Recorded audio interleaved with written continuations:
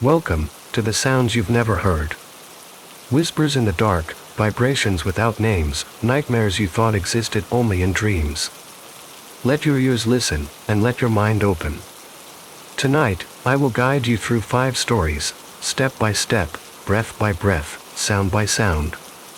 A house that hums with an endless moan, a garden where trees absorb blood and memory, a delivery you never want to make, a waiting room that seems to exist outside of time, and a collection of voices, where you could be the next one added. Sit still, breathe slowly, let the sounds crawl into your mind. No one can protect you from what you are about to hear. But you chose to be here, in the darkness, with me, where every story, every whisper, might follow you to bed, into your sleep, or remain in your mind forever. Story 1. I don't remember the moment when the dream began, only the sound that pulled me into it. A low, velvety vibration, like a long sigh exhaled through the bones of the earth. I heard it before there was light, before there was shape, before my mind remembered that I was someone named Elias Heron, a sound engineer, a man who hadn't slept more than 2 hours a night in nearly a year. In the dream, the sound wasn't outside me. It was me. It rose through my ribs as if something enormous and ancient had pressed its mouth against my chest and whispered into my heart. At first it was comforting, like the faint rumble of a train passing far away, steady and predictable. Then the pitch dipped, sunk deeper than anything a human throat could make, and a pressure bloomed in my ears. I felt my teeth vibrate. I felt my vision pulse even though I wasn't seeing anything. And in that darkness, the hum, yes, I already called it that, seemed to fold around me, warm, enclosing, a cocoon woven out of sound. Then something changed. A ripple. A shift. A breath that did not belong to me. I felt it behind me, no, inside the dream space behind me. A slow inhale, dragging air as though the dream itself had lungs. And right as the breath reached its peak, as silence stretched and waited, the hum pressed a single trembling syllable into the back of my skull. A syllable shaped like my name. Not spoken. Vibrated, I woke with my hands clamped over my ears. Except, there was nothing. No hum.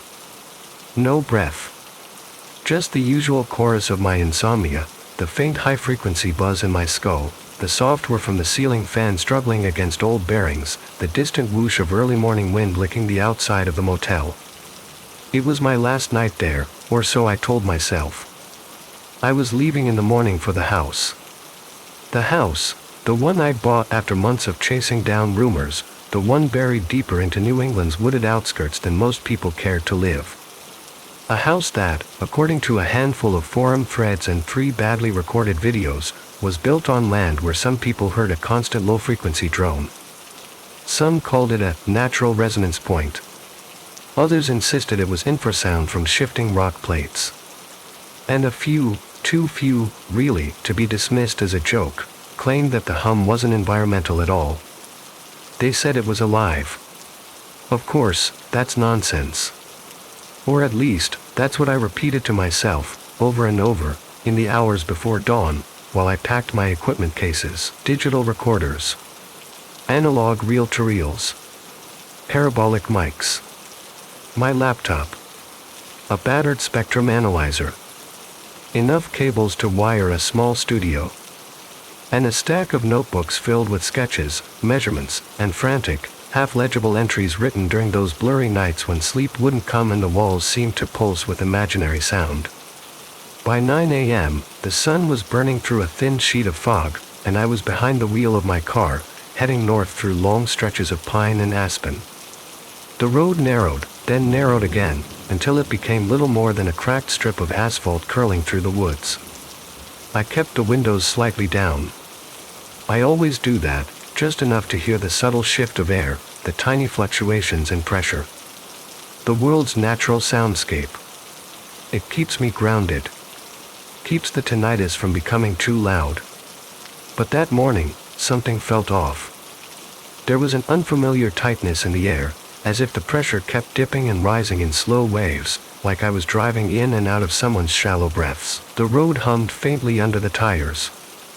Every now and then the rearview mirror trembled, just a little, like a finger tapping it from the inside. By the time the house emerged from between the trees, gray, wide-shouldered, its windows dull and depthless, I was more tired than I'd ever admit to anyone. The place looked older than the photo suggested. The porch sagged slightly, the boards weathered into a soft, splintery gray. Moss clung to the siding in patches like old bruises. The wind stirred the trees around it, making their leaves rustle in overlapping waves that sounded, strangely, like distant whispering. But underneath it all, beneath the hiss of leaves and the faint creaking of the house settling, I thought I heard. No. Not yet. Just my imagination, still half-latched onto the dream. I unloaded my gear, each piece of equipment feeling heavier than it should. My hands trembled from lack of sleep. A few times I had to stop and steady myself on the banister before climbing the porch steps. When I reached the front door, I noticed the keyhole was wide, older than modern designs, the kind of lock that felt like it belonged in an old boarding school or a forgotten church. When I slid the key in, the metal sang. Just a tiny note, high, sweet, fleeting. Inside, the air was cool and faintly stale, carrying that smell old houses get when they've stood too long without voices inside them. Dust. Wood. The faintest trace of iron. My footsteps echoed lightly across the worn wooden floors, the reverb blooming and decaying with an odd softness, as if the walls were swallowing more of the sound than they should. I set my equipment down in what used to be the living room, though it felt more like a hollow throat than a room. A single couch slumped against the far wall. The windows filtered in muted light, and dust motes drifted like slow-motion snowflakes. I stood there for a long while, just listening. Not recording yet, just letting my ears adjust. For a moment, all I heard was the whisper of my own breath. Then, very faintly, I heard something else. A thrumming. A trembling. A tone so low and soft that I might have mistaken it for the throb of my own blood. But it wasn't internal. It came from the floorboards. From the foundation. From somewhere deeper. The hum. My chest tightened, not with fear, not yet, but with a strange, almost childlike fascination. It felt familiar. Comforting, even. Like the weight of a warm blanket across my spine. I closed my eyes, letting the sound curl around the edges of my hearing. It seemed to have texture, thick, velvety, slow. A gentle swell that rose for a few seconds, then flattened into a deep stillness, then rose again. Almost like a creature breathing in its sleep. But when I opened my eyes, the sound vanished. Not faded, vanished, snapped away like a switch being flipped. Silence rushed in behind it. Too much silence. That was the first moment I noticed something odd about the house. There was no ambient noise. No distant traffic. No airplanes. No birds. Even the wind seemed to dim itself as if out of respect for the quiet. I spoke aloud, softly, testing the room. Hello. My voice felt thin, swallowed quickly by the air. The reverb was wrong, too short, too dampened, as if the walls were smothering the sound the moment it left my lips. I took a slow breath, and the sound of that breath seemed too loud by comparison. I shook it off. It was just an old structure, built thick, insulated strangely. That's what I told myself. Yet as the minutes passed, the silence wrapped tighter around me, pressing just gently enough to make the hairs on my arms lift. Eventually, exhaustion pulled me down. I sat on the couch, meaning only to rest my eyes for a moment before setting up the equipment. But the weight of so many sleepless nights settled behind my eyelids, dragging them closed. I didn't fall asleep. Not really. It was more like slipping sideways into a half-dream, a heavy warmth, a floating sensation, a growing awareness of the sound of my own heartbeat, and then, a vibration. Soft. Low. But unmistakable. It moved through the couch, up my spine, blooming into the base of my skull. I thought at first it was the hum again, but something was different. The frequency felt more focused, less like a room resonating and more like a fingertip pressing slowly into the back of my head. My eyelids fluttered. I hovered in that space between sleep and waking, where sounds seem larger and closer than they are. The vibration grew. I felt the cushions beneath me subtly shaking, not violently, but rhythmically, as if someone beneath the floorboards were breathing against them. And then, just as in the dream, the sound dipped into a pitch too deep for any instrument I knew. The pressure around me thickened. My jaw tingled. The air grew heavy. And I could have sworn, God, I could have sworn, that the vibration briefly shaped itself into something like a word. Not English. Not any language I recognized. But structured. Intentional. A murmur brushing the inside of my ear. I sat up abruptly. The vibration stopped. The room was still. Dust drifted. Light pooled softly on the floor. For a long moment, everything was quiet. No hum. No voices. Just the faint, uneven rhythm of my breath. I rubbed my face, telling myself it was sleep deprivation, nothing more. Auditory hallucinations weren't uncommon for people in my condition. I'd told clients that sort of thing before, back when I still had the clarity to help others instead of spiraling into my own obsessions. But then, somewhere deep beneath the floor, I heard it again. Not loud. Not even fully formed. Just a distant, tremulous rumble, like the earth clearing its throat. The hum. Except, this time it didn't vanish when I opened my eyes. It lingered. Soft. Patient. Waiting. As if it knew I was finally listening. I woke to the kind of morning light that barely seems to exist, thin, cold, a tired shade of blue leaking through the window panes as if the world outside hadn't quite decided to start the day.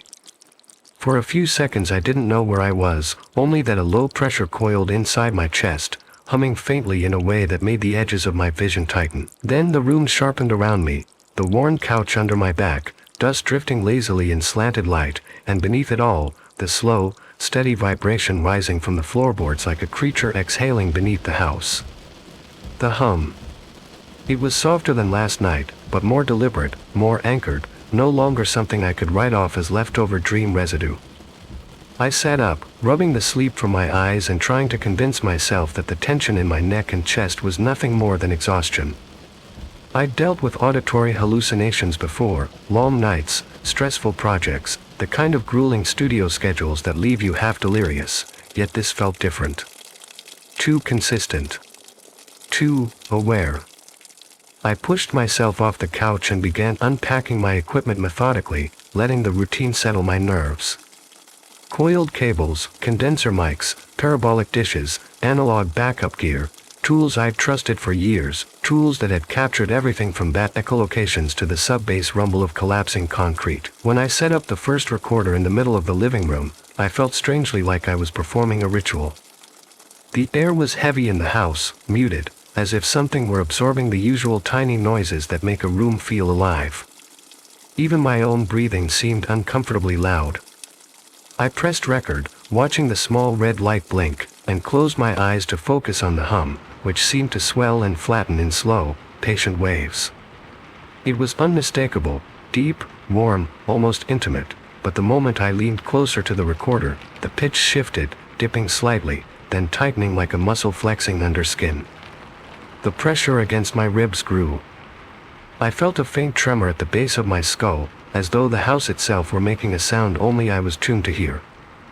I stopped the recording and played it back immediately. The waveform barely twitched. There was the faint hiss of electronic bassline noise, and nothing else. Not the hum. Not the shift in air pressure. Not even the subtle scrape of my breath or the soft thud of me brushing the floorboard. The recording was impossibly clean. My stomach tightened as I frowned and checked the settings, gain high, filters off, full range capture. Perfect. It should have recorded everything. I tried again. This time I paced the room while the recorder ran, whispering tiny notes under my breath, observations to myself, grounding techniques, anything that would later help me align the subjective with the measurable. The hum pulsed steadily through the floor, a low-frequency roll that crept up my spine and sat behind my ears like a presence leaning too close. I let it settle into my awareness, let it fill the hollow spaces left by months of sleeplessness. When I stopped the recording and pressed play, the same impossible silence greeted me. No footsteps. No words. No ambient room tone. Nothing. As if the machine had been recording inside a vacuum. A tension bloomed behind my eyes, a hot pressure that made my vision pulse. My hands were shaking by the time I switched to a second recorder, then a third. Every test returned the same results: complete silence, perfect nothingness, an absence so absolute it felt hostile. I swallowed hard, staring at the blinking lights as if they might reveal some hidden flaw, but the only flaw was me, my body reacting to the subtle, growing sense that the house wasn't just quiet, it was listening. I walked to the window and cracked it open to prove to myself I wasn't losing my grip. Outside, the world sounded normal. Wind brushing through trees. A few tentative birds. A distant rustle of leaves. My shoulders relaxed a fraction. At least the rest of reality still followed the rules. But when I closed the window, the hum surged back instantly, wrapping itself around my ribcage with the familiarity of an unwelcome embrace. It rose just enough to make my jaw ache. I backed away from the glass. Something about the interior of this house seemed to provoke the hum, as though the walls and floors formed a resonant chamber tuned to a frequency only I could perceive. Each step I took made the vibration flutter faintly against the soles of my feet. In the hallway leading to the bedrooms, I felt a distinct pulse, a single, slow throb like a giant heartbeat echoing far below the floor. It startled me enough that I pressed my palm against the wall for balance, and the wood felt oddly warm, as though touched by something moving behind it. For a moment I convinced myself it was plumbing, or a heating duct, or anything rational, but deep down I already knew none of those explanations fit. The warmth faded quickly, replaced by a damp chill that drifted along the hallway like a draft from somewhere the house wasn't supposed to have openings. I whispered, "What are you?" without meaning to. The hum responded by sliding upward a fraction of a semitone, pressing into the left side of my head with a closeness that made me flinch. It felt like a breath hovering just behind my ear. My pulse hammered. I retreated to the living room, trying to shake off the feeling of being watched, not by eyes, but by attention. Desperate for some objective reading, I grabbed my old reel-to-reel recorder. Analog equipment doesn't lie the same way digital can. Tape is physical, it remembers. My fingers fumbled as I threaded the tape, the thin strip catching on my trembling skin. As the reel spun, the hum expanded inside my body, stretching across my chest like a warm hand. I stood perfectly still, letting the vibration saturate me, hoping it would bleed into the tape. After 2 minutes, I stopped the recording with a sharp click that seemed too loud in the suffocating quiet. My breath sounded unnatural in the stillness, as though it didn't belong to me. I pressed play. The tape hissed softly, a tiny comfort, something real, something explainable.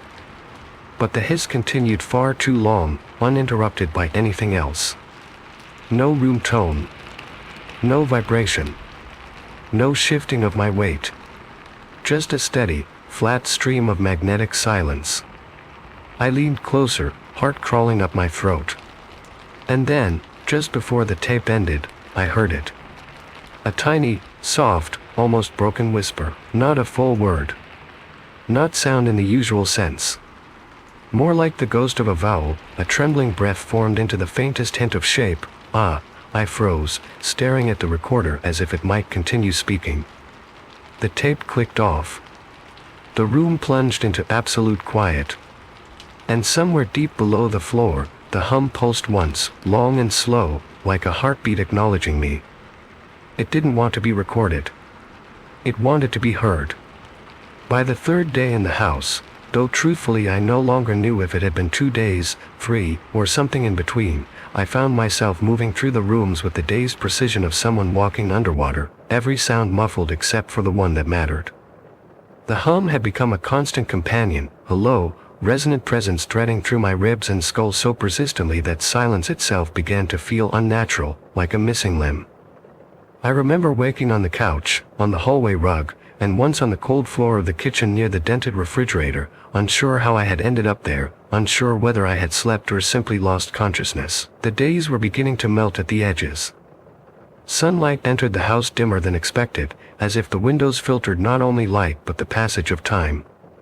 I tried writing down the hours, marking them on a notepad with a pen that dragged dry across the paper, but each time I looked back, the marks blurred into one another, indistinguishable scratches that felt like someone else's handwriting.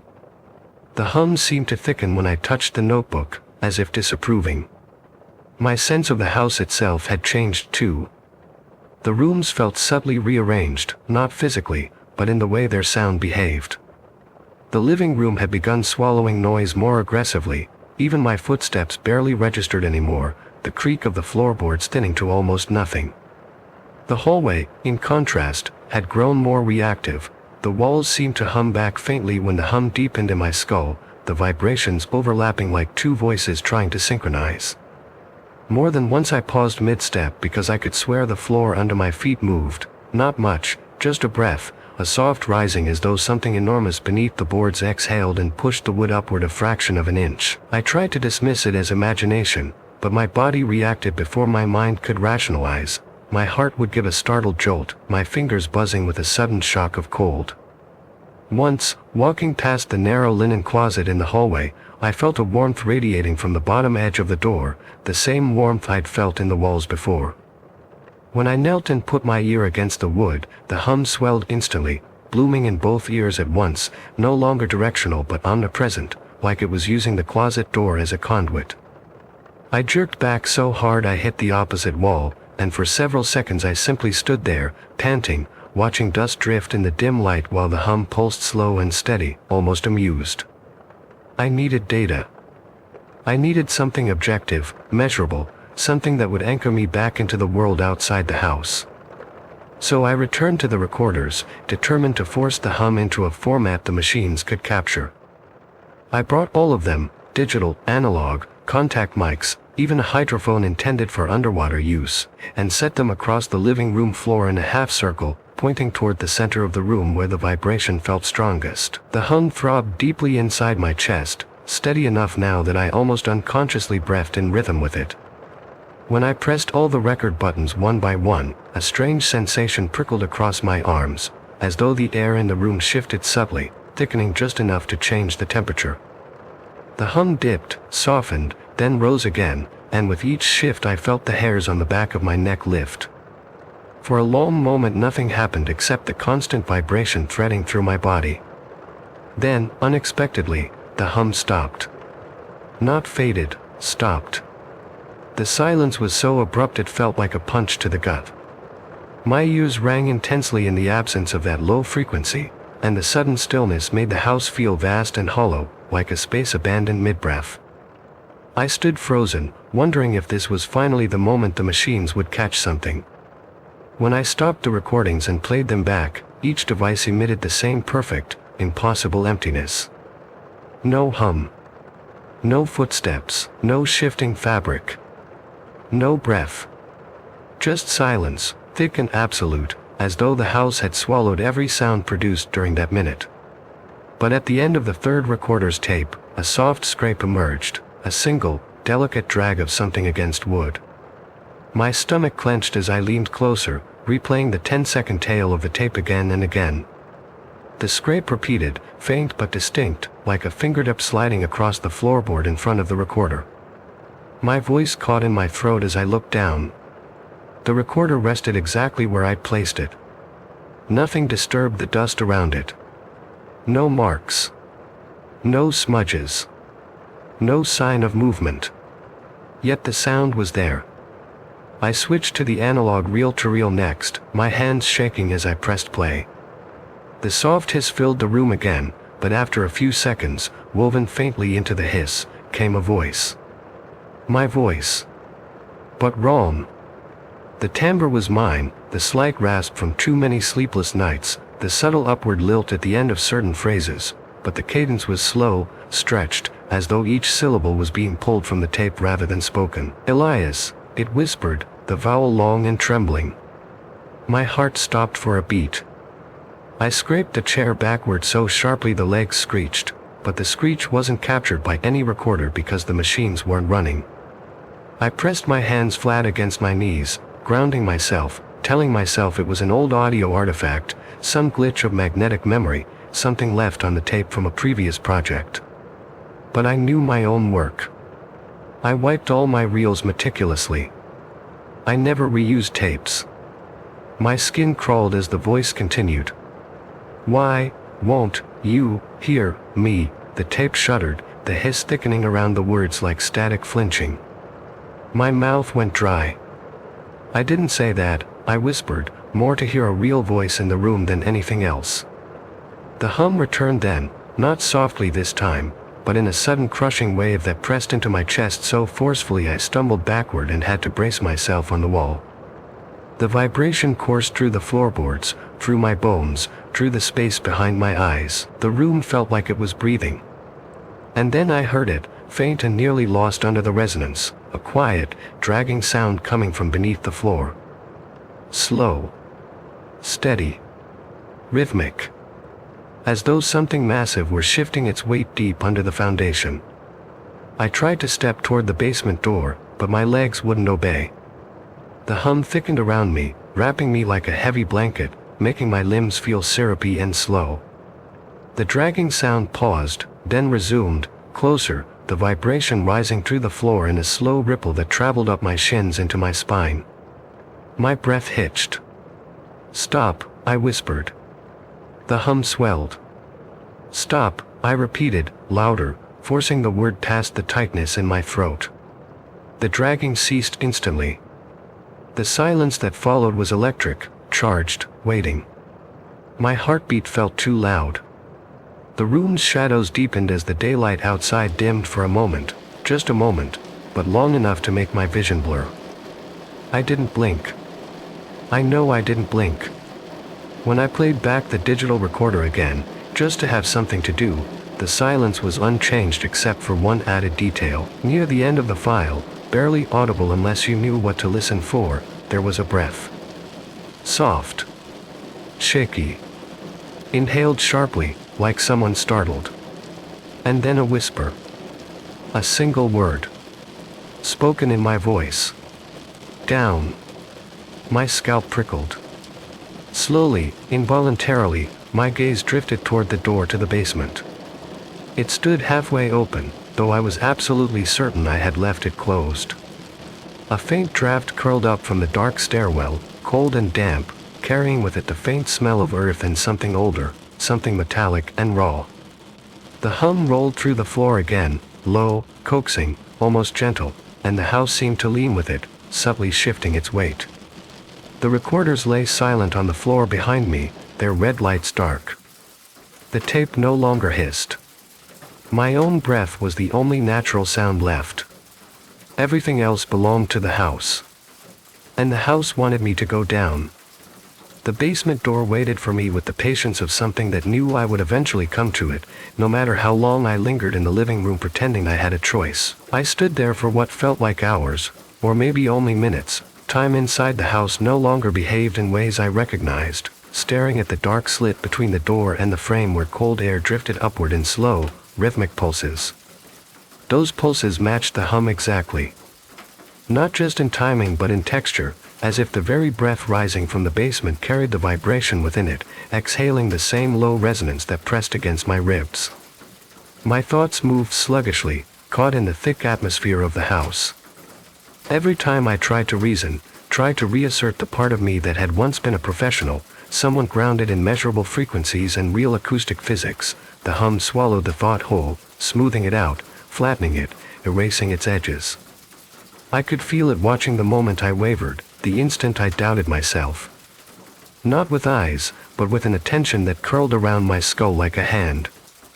I told myself it was absurd. That I was sleep-deprived, hallucinating, standing on the edge of some nervous collapse. Yet when I tried to turn away from the basement, my knees trembled. The floor vibrated softly beneath my feet, a reminder, a nudge. And then, very faint, almost tender, I heard my own voice drifting up from the darkness. Come down. Elias. That was the breaking point. Hearing myself from below. Not an echo.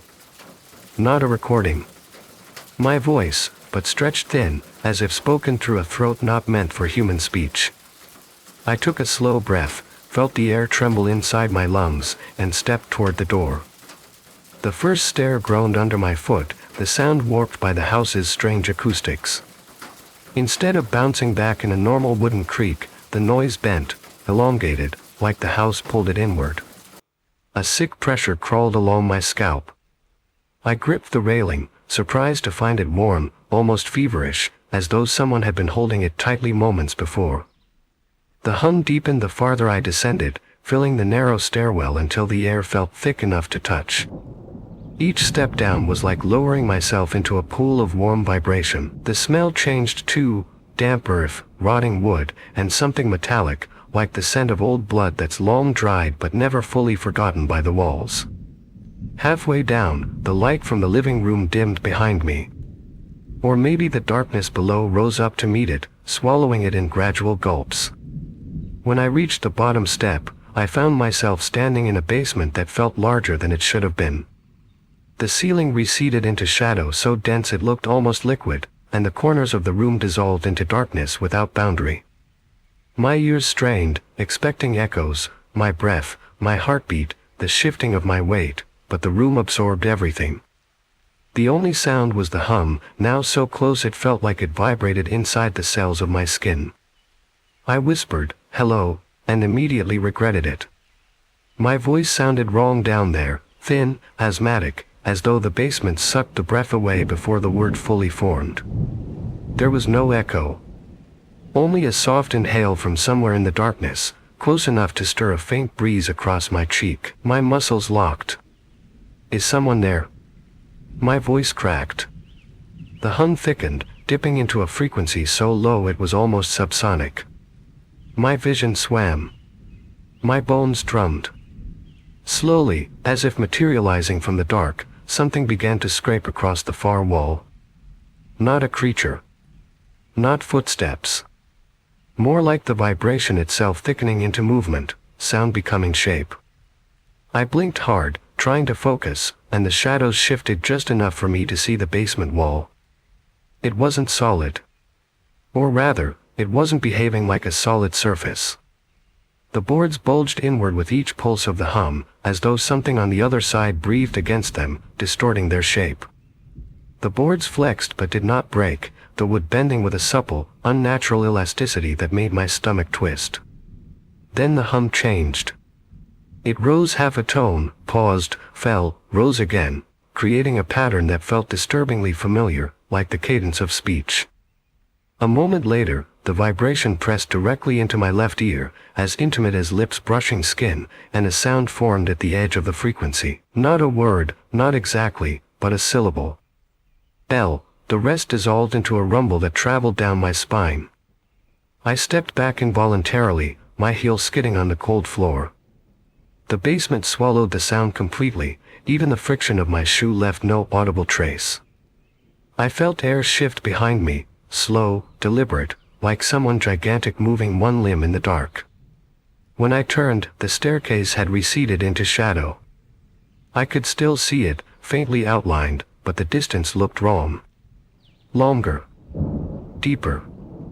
As if the basement had quietly expanded while my back was turned. "No," I whispered, gripping my head with both hands. "No, this isn't real, it's just lack of sleep, it's..." A new sound cut me off. Soft. Fragile. The unmistakable click of my tape recorder being switched on. My blood ran cold. I hadn't brought anything down here. But from the far end of the basement, in the darkest patch of shadow, I heard the faint, rhythmic turn of reels spinning. My breath caught. Slowly, so slowly I felt the pressure in my chest build with each second. I walked toward the sound. With every step, the hum modulated, rising in gentle increments like a guided tone test. My ears popped. My eyes watered. The air thickened into something syrupy, almost tactile. When I reached the corner, I saw nothing, no recorder, no table, no equipment, only a small square of floor that vibrated softly, its surface rippling as though sound itself had liquefied it. The reels kept spinning. They spun faster. And then the playback began. My voice.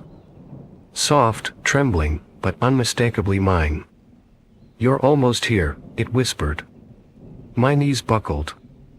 "I didn't say that," I choked. The tape replied, "You will." Something shifted under the floorboards, rising upward. The boards flexed with a slow, heavy motion, like a colossal chest lifting in a deep inhale. And then the hum stopped. Everything stopped. The silence was so violent it left me dizzy. In that silence, the floor beneath my feet grew warm. A warmth spreading outward like the radiating heat of a creature waking. The boards expanded. Groaned, and then something spoke directly behind my right ear, in a voice shaped like mine but stretched. "Wrong, listen." I spun around. Nothing stood there. But the darkness leaned. The shadows slanted toward me, gathering, drawing in, as though the whole basement inhaled at once. Something deep beneath the house exhaled in answer, a long, slow breath that shook the foundation. Plaster dust rained gently from the ceiling. The hum returned, not low now, not subtle, but massive, total, flooding the room with a frequency so deep it made the air ripple like disturbed water. I dropped to my hands and knees, my teeth rattling in my skull. Through the vibrating boards, I felt it, movement. Slow. Purposeful. Rising. The basement walls dropped. The ceiling bowed. The floor warmed under my palms as if something alive was pressing up from the soil. And then, God help me, the boards beneath my hands whispered my name. Not spoken. Vibrated. Once. Twice. Then again, a little clearer each time. Eli, yes. The vibration crawled up my arms, into my ribs, into my throat, shaping my breath for me. I tried to scream, but the hum swallowed the sound inside my chest. It didn't want my voice. It wanted control of it. The house inhaled one final time, so deeply the walls shuddered. And in the trembling darkness, I understood the truth with a clarity sharp enough to wound. The hum wasn't coming from beneath the house. It was coming for me. I don't remember standing up. I don't remember the moment my hands left the warm boards or how the trembling darkness parted just enough for me to stumble backward, retreating from the center of the basement as if pulled by some thin, fraying instinct for self-preservation. All I remember is that every sound I made, my panicked breaths, the scrape of my heel, the soft involuntary whimper vibrating in my throat, vanished before fully forming, absorbed by the house as though it were listening with a hunger bordering on devotion. The hum surrounded me again, not as a single note but as a layered chorus, each frequency shifting around the edges of consciousness with an uncanny precision, aligning and realigning like vast gears turning in the dark. I felt the resonance press against the back of my skull in a slow, deliberate rhythm, as though testing the thickness of my thoughts, searching for the weakest point. My vision blurred as the vibration grew stronger, and the outlines of the basement began to distort. The corners stretched slightly outward, while the floor beneath my feet rippled with each pulse, as if I stood not on wood but on the surface of something breathing, something watching. I reached the bottom step somehow, my fingers grazing the staircase's railing, but the wood beneath my hand felt different, warmer than before, almost pliant, like the muscle of an animal shifting under skin. The hum rose sharply, and my stomach lurched as my ears popped, the frequency passing through me with a force that made every bone in my body feel hollow. The railing pulsed beneath my grip in sync with the vibration. I pulled my hand away with a strangled gasp, but the railing's warmth clung to my skin. When I lifted my palm to my face, it was faintly glowing, an illusion, I told myself, a trick of the darkness, but the warmth remained. I began to climb the stairs, one shaking step at a time, but halfway up, the hum deepened, dropping into a frequency that made the house itself groan, a long, drawn-out exhalation that rippled through the floor above me. Dust drifted down in lazy spirals. Each particle shimmered as the vibration passed through it, making the air glitter with impossible stillness. Then, behind me, the basement floor spoke my name again, not aloud, not vocally, but through vibration. A gentle, coaxing tremor that communicated intention without language. Elias. Don't go. My breath hitched. Leave me alone, I whispered, though the words felt thin and unconvincing, like the phrasing belonged to someone else, someone naive enough to believe separation was still possible. I took another step, my hand hovering above the railing instead of touching it. But as I lifted my foot for the next step, a faint metallic click echoed through the stairwell. My heart froze. It was the unmistakable sound of one of my recorders being switched on, then another. Then a third. The cascading clicks continued, each one aligning perfectly with the rhythm of the hum, until the entire basement below me vibrated with the synchronized activation of every recorder I had brought into the house. They weren't supposed to be in the basement. I didn't bring them there. But their clicks were real, sharp, deliberate, too distinct to be imagined. I turned slowly, dread rising like cold water flooding my veins, and through the thick darkness below, I saw small glints of red, one by one, lights blinking on in the void. They formed a slow, uneven pattern, like a constellation rearranging itself. The hum softened, shifting into a frequency that felt almost melodic.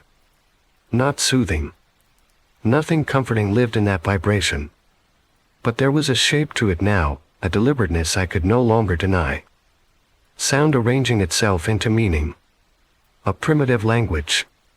A call and answer. And I was the answer.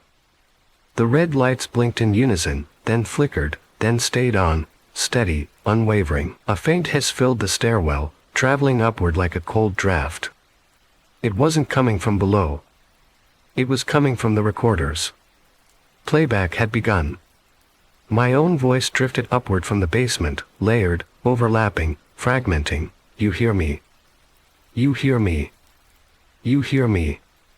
The repetition folded into itself until the words decomposed into sound alone, losing meaning, transforming into a resonance that mimicked breathing.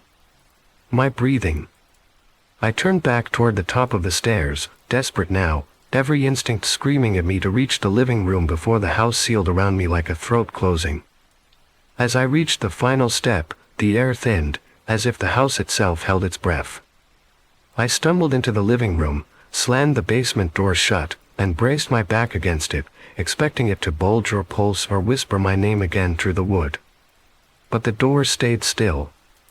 Perfectly still. Too still. The hum did not stop. It seeped through the walls, through the floor, through the spaces between my ribs, settling inside me with a tenderness that felt like possession. I staggered toward my equipment scattered across the living room.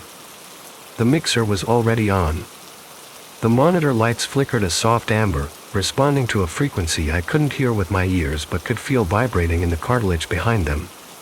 My laptop screen glowed faintly, though I had closed it earlier. A recording window was open. The waveform scrolled in real time, rising, falling, spiking softly, capturing something. I leaned in, heart hammering, and clicked playback. At first there was nothing but the familiar soft hiss. Then, Elias. Not whispered. Spoken. Calm. Clear. My voice, but recorded with a tone so steady it felt rehearsed, as if the speaker knew exactly what I would fear hearing. I froze, breath suspended. On the recording, my voice continued, "You're tired." The waveform trembled slightly with the shape of the phrase. "Let me help you." I shook my head violently. I didn't say that, I muttered, but the words felt strange in my mouth, as though the muscles forming them were no longer entirely under my control. The hum rose sharply in my skull, displeased. The laptop screen flickered, the waveform warping as though the sound itself were bending its shape. My recorded voice laughed then, softly, gently, almost sympathetically. "Elias, you're hearing me now." My legs weakened. I collapsed onto the chair before I could stop myself, fingers digging into the edge of the desk. "What do you want?" I whispered. The hum paused. Just for a moment. Then it answered, through the laptop speakers, the floorboards, the walls, my own chest, using the resonance of my voice, reshaping the vibrations inside my throat until the words formed with horrifying ease. You. I felt something in me loosen, some boundary I had fought to hold. My mind flickered, dimmed at the edges. I reached for the power button on the mixer, but my hand hesitated, hovering above the switch as the vibration traveled down my arm, guiding it with a subtle, irresistible encouragement. Not forcing. Inviting. My fingers curled around the slider instead. I pushed it upward. The hum flooded the room, full and round and warm as a deep sigh. And in that moment, the fear drained out of me, not because the situation grew less terrifying, but because the vibration replaced it with an overwhelming sense of inevitability. I felt the house exhale slowly, gratefully, as though the moment it had waited for had finally arrived. The lights dimmed. My vision swam. The hum inside my skull aligned perfectly with the hum in the walls, a resonance so powerful it felt like a merging of two frequencies into one impossibly pure tone. My thoughts scattered. Then settled. Quiet. Still. And through the stillness came a final sound, soft, patient, unmistakably mine. A whisper against my ear, spoken from inside my own breath. Now listen. Everything went silent. Not abruptly, gently, like someone lowering a needle onto the smoothest part of a record. The house grew perfectly, impossibly quiet. I don't know how long I sat there before sound returned. It was faint at first, a low, familiar vibration, threading through the air with slow confidence. Not overwhelming. Not aggressive. Almost soothing. The kind of sound one might hear late at night, drifting through the walls of an old house when the world outside is asleep. A permanent hum. I breathed in. I breathed out. The resonance matched me perfectly. Upstairs, a floorboard creaked, soft, careful, as if someone were testing the weight of their footsteps. Someone, or something wearing the weight of my voice. The microphones blinked. The recording light glowed red. And then, from the speakers, I heard my own voice, steady, calm, unhurried, begin to speak again. This is Elias, it said. And I'm still here, too, the arborist. I had always thought of my garden as a sanctuary, a quiet place where the winds whisper through the leaves and the salt-laced air from the coast work together to lull me into a sense of calm I rarely found anywhere else. But the old oak at the far edge of the yard, its trunk gnarled and swollen, refused to be calm. Every morning I walked past it, and I could hear the faintest sigh, like wood stretched tight in its own skin, groaning under the weight of years. It was dying, slowly, and I, a woman trained in botany, could feel my failure in each brittle branch and every drooping leaf. That's why I called Thorn. I remember the day he arrived, the gravel crunching under his boots, the way the wind tugged at the brim of his wide hat, as if even nature hesitated at his approach. He was thin, almost fragile-looking, but his hands were strong, with fingers like wiry roots themselves, moving in the air with a precision that was unsettling.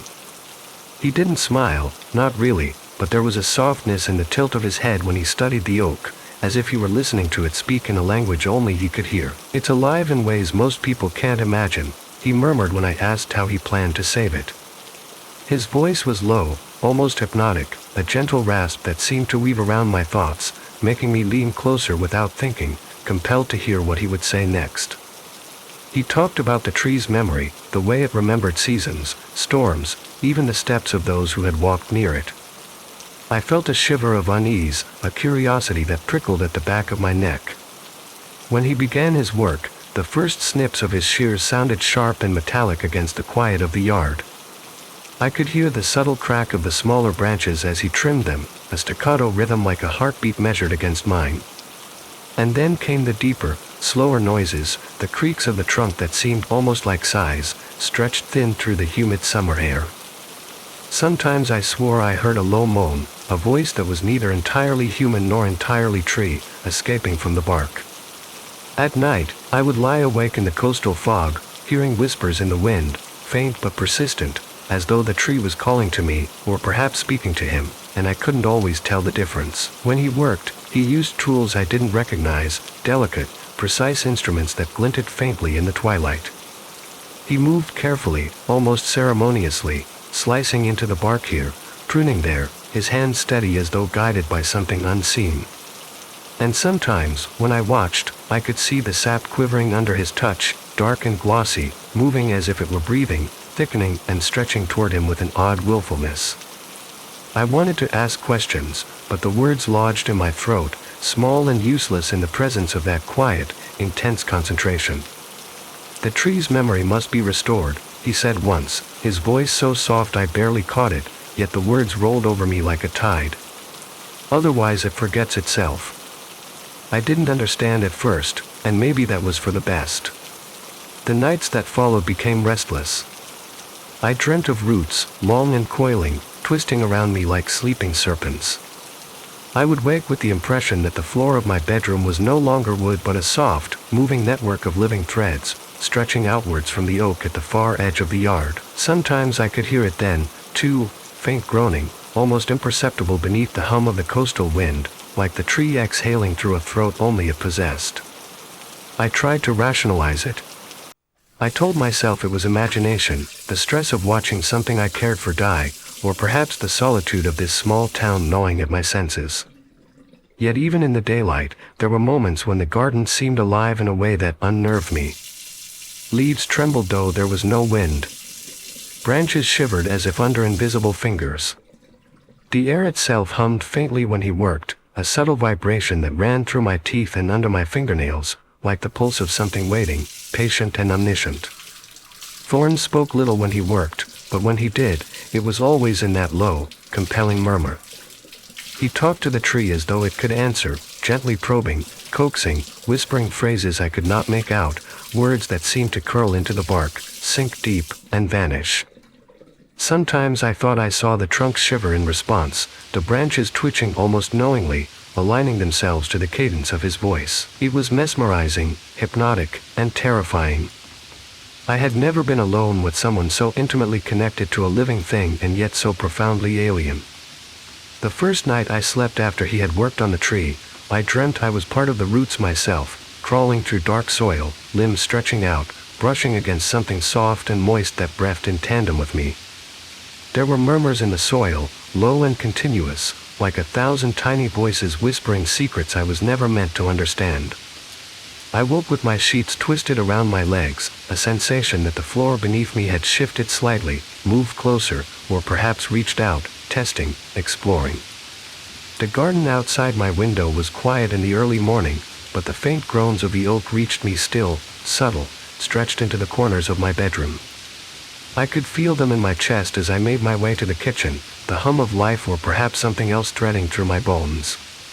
When I stepped outside, the smell of wet earth and salt filled the air, the briny tang mixing with something coppery, almost metallic, and I recoiled slightly, though I could not identify its source. The oak stood there, gnarled and twisted, and for a brief moment, I felt a pulse of awareness pass through it, a recognition that made my skin prickle. Thorne appeared quietly behind me, as though he had always been there, his shadow blending with the darker folds of the tree's limbs. "It feels you," he said softly. I didn't know if he meant the tree or me, and I feared to ask. Every day after that, he returned with his tools, moving with meticulous intent, and every day the garden's noises grew richer. The scraping of shears, the soft tearing of bark, the low, persistent sighs from the trunk, the quiet snap of branches, sounds that I realized later were not ordinary but charged, as though each cut and slice embedded memory, experience, even emotion into the veins of the oak. Sometimes I could hear it murmur in response to him, a low susurration like a voice pressed beneath layers of moss and wood, carrying tones of longing, grief, and something darker I could not name. I found myself listening for it, waking before dawn to hear the subtle shifts in pitch, the tiny creaks that spoke more eloquently than any word ever could. And with each day, my dreams became more vivid, more alive, as though the roots were remembering me, probing me, and perhaps even judging me. I did not feel safe anymore, but I could not leave.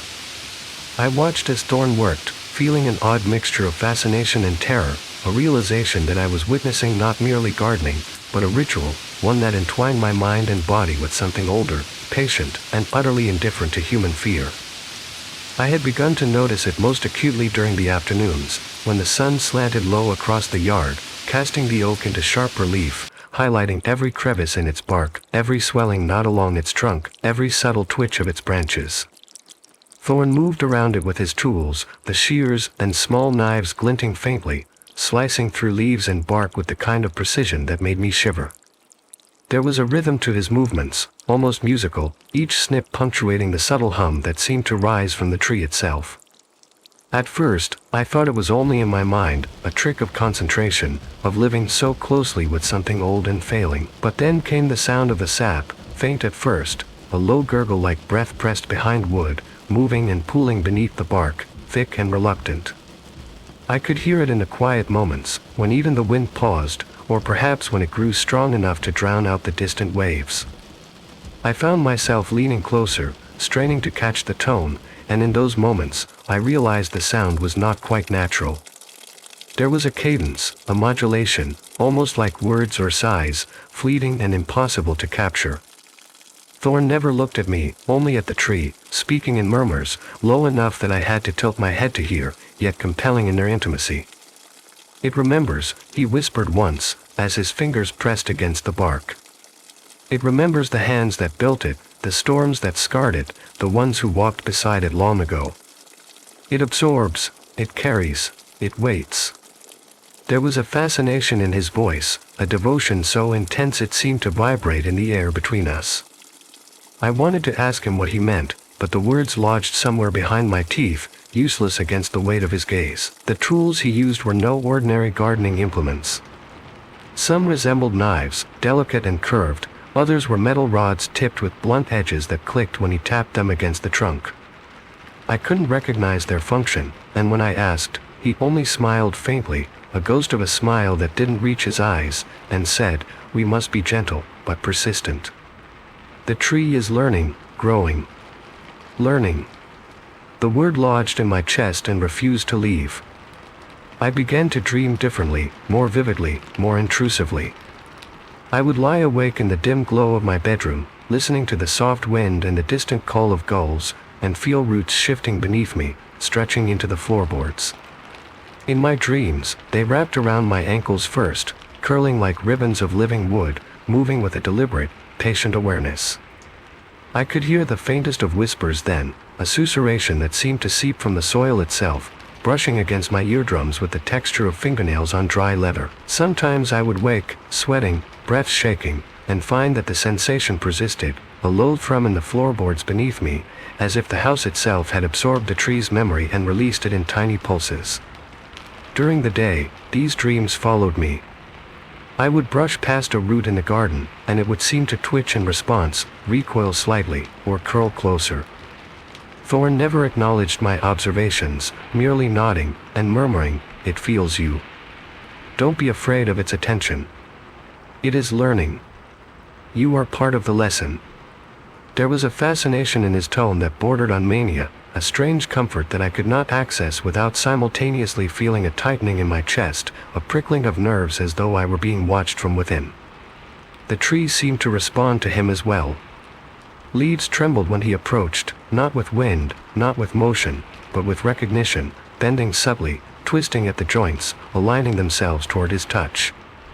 I began to notice a pattern in the way he worked, how he touched the bark, sometimes pressing his palms flat against it, fingertips tracing invisible lines, whispering under his breath. And always, I could hear the faintest noises of movement beneath the surface, soft, wet, stretching, like the slow, deliberate breathing of something enclosed, alive, patient.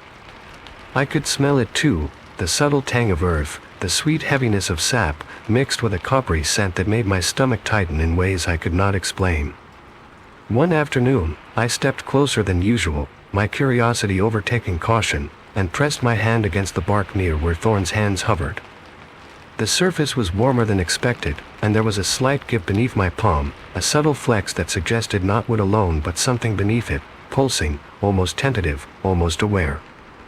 I jerked my hand back, heart hammering, and Thorn's gaze met mine for the first time. "You can feel it," he said softly, almost approvingly. "It is listening. It knows you now." I shivered, unsure whether to feel comforted or horrified. That night, my dreams became almost unbearable. I was no longer merely observing the roots, I was them. I could feel their texture, their slow, patient movement beneath soil, their way of wrapping around things they desired or sought to understand. I heard low rumbles, subtle groans that seemed to press into my chest, and tiny rasping whispers, like voices trapped under bark. In one dream, I tried to run, but the roots responded instantly, curling around my limbs, slow but firm, gentle but unyielding. I woke with sweat clinging to my hair and the sensation of pressure on my ankles, as if the roots had followed me upstairs. The garden seemed alive in daylight as well, and I could hear the subtlest sounds of sap moving, leaves quivering, and small snapping noises that mimicked the human voice, low and mournful. I couldn't explain it rationally. It was like being inside a living organism, aware of my presence in ways that were intimate and invasive at once. Thorn's work became more intense. He no longer used only his standard tools. Small containers appeared, jars of dark liquid, earth mixed with substances I could not name. Sometimes he would pause, whispering to the tree, dipping his fingers into the mixture, pressing it into cuts in the bark, and murmuring under his breath about memory, about feeding the tree what it lacked, about awakening it. The oak seemed to respond instantly, the bark twitching beneath his fingers, veins of sap pulsing visibly, as though alive in a heightened awareness. I found myself fascinated, horrified, and increasingly trapped by the sensation that the tree's awareness was creeping toward me, that it felt my presence, measured me, weighed my fear and curiosity, and remembered both. Even the simplest sound, the click of a pruning shear, the faint rustle of leaves in the breeze, became charged with meaning. I could hear the tree sigh in response to his touch, a soft, wet exhalation that vibrated through the soil, brushing against my toes and sending a shiver up my spine. It became difficult to tell where Thorn ended and the tree began. The air seemed denser around him, almost humming with the vibrations of something alive and vast. I tried to convince myself I was imagining it, that the intensity of the coastal fog, the isolation of the small town, and the dying oak had frayed my senses. But every evening, when I closed my eyes, the whispers returned, low, patient, deliberate, and I could feel the roots stretching, curling, reaching for something I could not name. I began to dread sleep because even waking hours offered no true escape. The tree was aware of me. It knew me. And I feared the moment it would decide that it wanted more than my observation, more than my presence outside the soil. The days had begun to blur, each one folding into the next like the rings of the old oak, each cut, each whispered word from Thorn embedding itself into the pulse of my nerves. I started noticing things I could not explain, sensations too subtle for any ordinary perception. When I approached the tree, the ground beneath my feet felt alive, the soil shifting minutely as though something just beneath the surface flexed in recognition of me. I could feel the pressure of unseen fingers curling around my ankles, a gentle but undeniable tug that quickened my heartbeat, though no root or branch was visible moving. Thorn moved among the branches like a conductor with an orchestra, hands precise and delicate, whispering phrases I could not understand but felt in the marrow of my bones. "It must remember fully," he said one evening, his voice a rasp that seemed to vibrate the air around us, blending with the sighs and groans of the oak. "It must have the memory to survive, to endure." He had begun bringing strange substances in small vials, liquids dark and viscous, with a faint metallic tang. I watched, fascination mingling with fear, as he dipped his fingers into them and pressed the mixture into cuts in the bark, the tree shivering in response under his touch, sap trembling as though it were blood pulsing beneath skin. It was then that I noticed the faint whispering, low and deliberate, emanating from the trunk itself. I pressed my ear to the bark one night, compelled and terrified, and heard a sound that was neither entirely plant nor human, a murmuring that followed patterns of speech, rising and falling with pauses, with inflection, with intent. My own voice had begun to respond in kind, unconsciously. I whispered back, soft, hesitant syllables that I did not understand, and the murmuring shifted, as though acknowledging me, as though learning me. The nights became impossible to endure. My dreams grew more corporeal, more vivid, more invasive. I found myself crawling through soil as though it were liquid, limbs stretching and wrapping around something alive, something pulsing and breathing beneath the earth. Roots coiled gently around my wrists and ankles, probing, testing, binding without pain but with an insistence that left me breathless. In the dream, the murmuring grew louder, clearer, a language that skirted the edge of understanding but refused comprehension, like the echo of a memory just beyond reach. I woke with sweat matting my hair to my forehead, the floor beneath my bed vibrating faintly, a pulse that matched the rhythm of the oak's whispered speech. Sometimes, when I moved, the sensation persisted, a creeping pressure along the soles of my feet, the backs of my knees, as if the roots had traced my path into the house. Daylight offered no relief. The garden seemed charged, alive, each sound amplified with intent. Leaves rustled in patterns too deliberate to be wind, branches shivered when I passed, and the faint metallic tang from Thorn's mixtures lingered in the air long after he had left. I realized, with growing horror, that I had become part of the tree's awareness, a participant in something older and more patient than any human logic could contain. One afternoon, driven by a combination of dread and necessity, I ventured closer than usual, inspecting the mixtures Thorn had left in a small tray beside the trunk. I noticed something that made my stomach twist. The liquids were dark, thicker than sap alone, with a faint, coppery sheen. I recoiled, suddenly aware of the odor that had haunted me for days, a subtle metallic tang that had accompanied his work.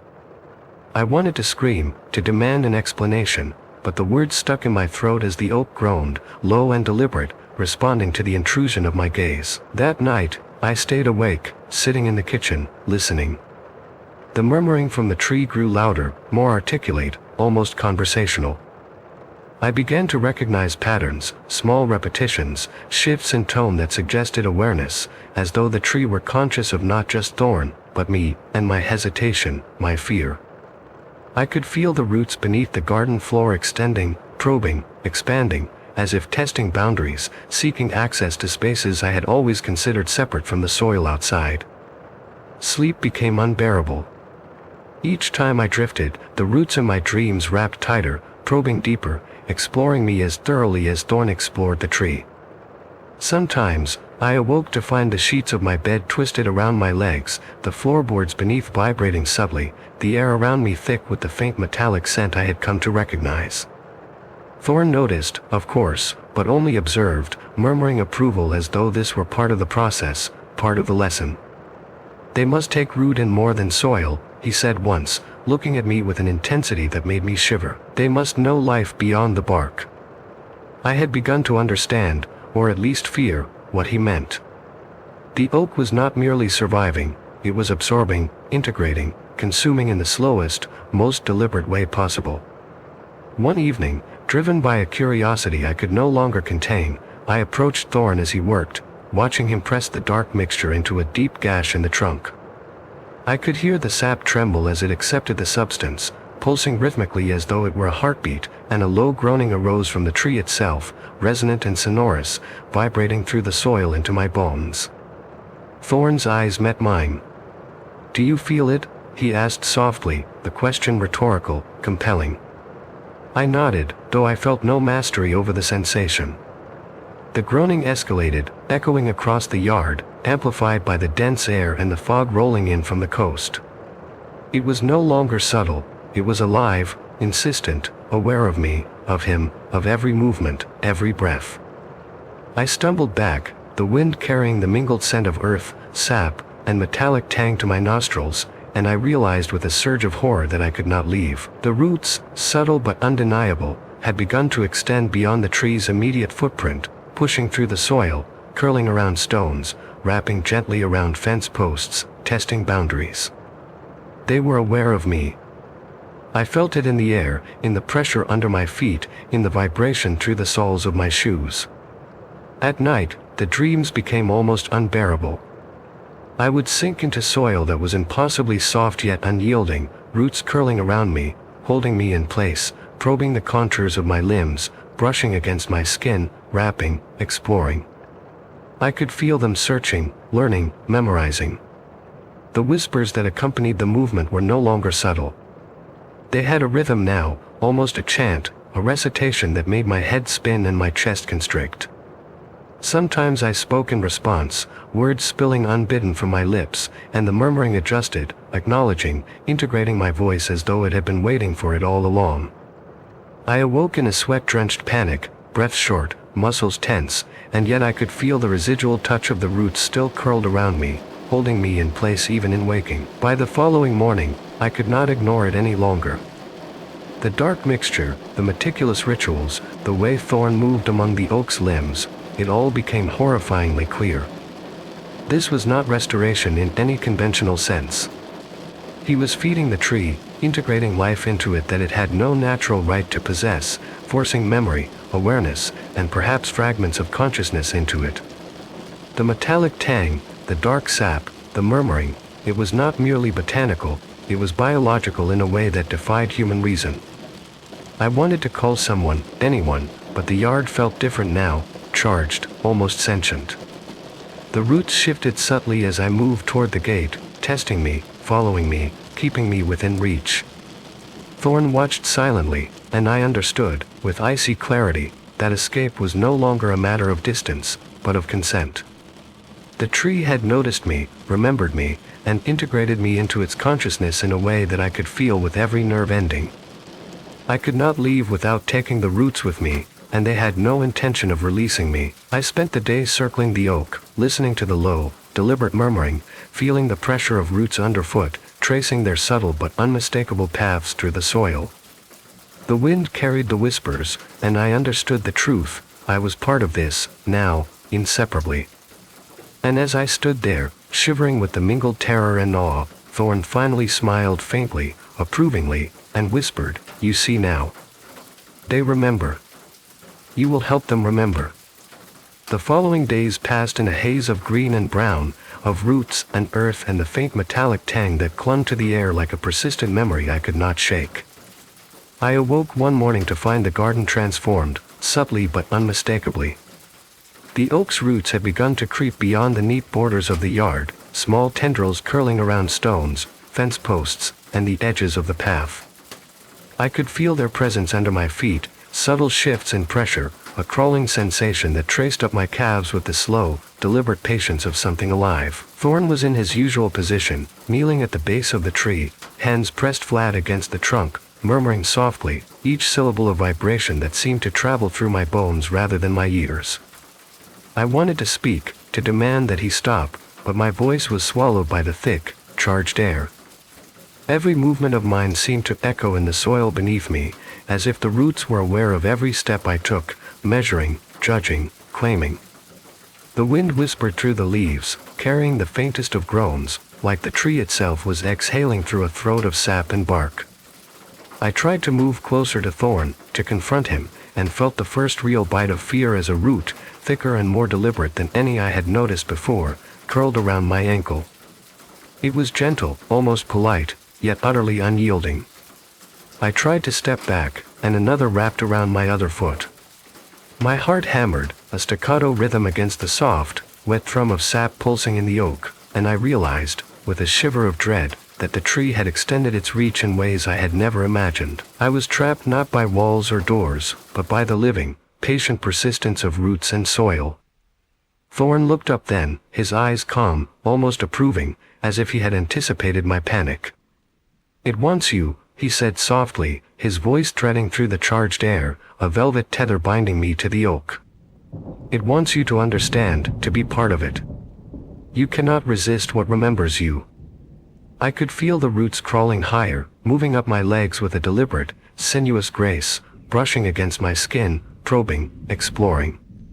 They were not rough, nor overtly painful, but there was a firm insistence in their grip, an unyielding presence that made my blood run cold. I tried to pull free, to run, but the garden had changed. Each step was met with pressure from beneath, the soil itself bending subtly, the roots adjusting, closing off any path of escape. The groaning of the oak intensified, low and sonorous, like a chorus of voices pressed into a single, massive organism. Leaves shivered and rustled with intent, brushing against my arms as though guiding, or perhaps warning me. My senses were overwhelmed. The metallic tang in the air thickened, mingling with the sweet heaviness of sap, creating a scent that made my stomach twist and my throat tighten. I was not merely trapped physically, I was trapped in perception, in sound, in smell, in awareness. Every nerve ending thrummed with the living presence of the tree. I sank to the ground, trying to calm myself, to rationalize, but the pressure of the roots increased. They curled around my wrists as I knelt, tightening just enough to remind me of their persistence. The murmuring from the oak became articulate, insistent, a language of vibration and tone that I could feel in my bones, though comprehension eluded me. It was testing me, exploring me, drawing me in. I realized then that the garden itself had become a single organism, a network of roots, soil, and wood that moved with intent, that sensed my fear, that measured my hesitation. Thorn continued his work, kneeling beside the trunk, hands moving with surgical precision, whispering to the oak as if guiding it, coaxing it to learn faster, to remember more. I watched in a mix of fascination and terror, aware that my body was now a part of this intricate web, and the realization settled into my chest like a stone. I was not alone, I was not separate. The roots adjusted, sliding along my limbs, pressing against skin, curling around me, claiming me in small, deliberate increments. I could feel the pressure in my chest, the subtle vibration along my spine, as if the very soil was breathing with me, learning me. Every exhale of mine was mirrored by the oak, every heartbeat matched by the slow, sonorous pulsing of sap beneath bark. I was aware of my own mortality in a way that was terrifyingly intimate. My mind tried to escape, tried to grasp at rationality, but the garden had claimed my perception. The wind carried whispers, the faintest voices in the rustle of leaves, the creak of branches, the soft, wet snap of roots adjusting. They were patient, insistent, intimate. I realized I could not move without them knowing, without the tree responding. I tried to speak, to call out, but my voice came out in gasps, swallowed immediately by the charged air. Thorn looked up again, his calm presence in stark contrast to the slow, deliberate chaos around me. "It remembers," he murmured, as if reading my fear and curiosity simultaneously. "It integrates. You cannot leave because it needs you. You are part of the lesson now." The thought, the concept, sent a tremor through me. The roots tightened, curling higher along my arms, up my legs, holding me in place with deliberate patience. I tried to resist, but the grip was inexorably gentle, unyielding. It was intimate, invasive, patient, and utterly inescapable. The murmuring from the oak escalated, rising and falling with patterns that I could feel but not comprehend. There was rhythm in it, deliberate, hypnotic, a vibration that traveled through my chest, my head, my limbs. I could sense the flow of sap, the pulsing life of the tree, synchronized with the subtle writhing of roots beneath the soil. My thoughts became scattered, my consciousness a tangle of fear, awe, and something that bordered on reverence. Night fell, and the fog rolled in from the coast, thickening the air, saturating it with salt and moisture, carrying the faint metallic scent of Thorn's mixtures and the heavy sweetness of sap. The roots tightened further, curling around my wrists, ankles, even my waist, coiling in ways that were both gentle and insistent. I could feel them learning, exploring, integrating me, the low murmur of the oak vibrating through every nerve ending. I tried to resist sleep, to remain awake, to preserve some shred of autonomy, but the exhaustion was impossible. When I finally drifted, the dream came, vivid and corporeal. I was crawling through soil that was impossibly soft yet constricting, roots tracing the contours of my limbs, holding, measuring, teaching. The murmuring was louder now, articulate enough to sound almost like speech, though comprehension eluded me. The roots responded to my movements, curling tighter when I panicked, loosening minutely when I calmed. It was intimate, invasive, and terrifying. When I awoke, the roots were still present, subtle but insistent, pressing along the floorboards, brushing against my legs, reminding me that I was no longer merely in the garden, but of it. The wind rustled through the oak's leaves outside my window, carrying the murmurs that had now become inseparable from my own heartbeat. I felt every pulse, every subtle groan, every tiny snap of branches and roots as though it were a reflection of my own body. I was aware, with a clarity that chilled me to the core, that I was now part of this living, breathing organism, integrated, inseparable, and utterly claimed. And Thorn, kneeling beside the oak, whispered again, softly, approvingly, "You see. It remembers. You belong to it now." The garden was no longer a space outside of me. It had become the axis of my awareness, every root, branch, and leaf fused into my perception in a way that was impossible to separate. I woke that morning to find the fog heavier than ever, curling around the oak and the smaller trees like a living thing, sticky, thick, insulating, and every breath I drew carried the metallic tang and the sweetness of sap, overwhelming and intimate. The roots underfoot pulsed as if aware I was awake, coiling subtly, adjusting to my weight, probing my skin through socks and shoes. The moment I stood, I realized that movement itself had become a negotiation with the earth beneath me. Each step was felt by the oak, and each reaction, each pressure or shift, was responded to almost instantly. The murmuring was louder now, not a whisper but a low, resonant chant that vibrated in my chest, in my skull, down my spine. It was articulate enough to carry cadence, repetition, insistence. It was no longer a language I could hear in the traditional sense. It was something I felt, something that pressed into my mind. Thorn was kneeling as usual, his hands pressed to the trunk, murmuring softly. "It wants everything," he said, voice calm, a shadow of a smile on his lips. "And it will have it." I tried to move, to back away, but my legs refused their old obedience. Roots had begun to spiral higher along my calves, twisting around me with deliberate patience. Panic clawed at my chest, but it was tempered by an inescapable awe. I was aware that I could not leave, could not escape, and that this entanglement was deliberate, sentient, patient.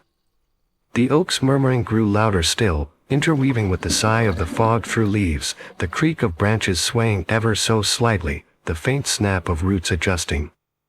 I could feel every vibration as though it were a finger tracing along my spine, testing me, claiming me. My thoughts scattered. I tried to rationalize, to will the roots to release me, but even my mind was no longer entirely my own. The tree had learned me.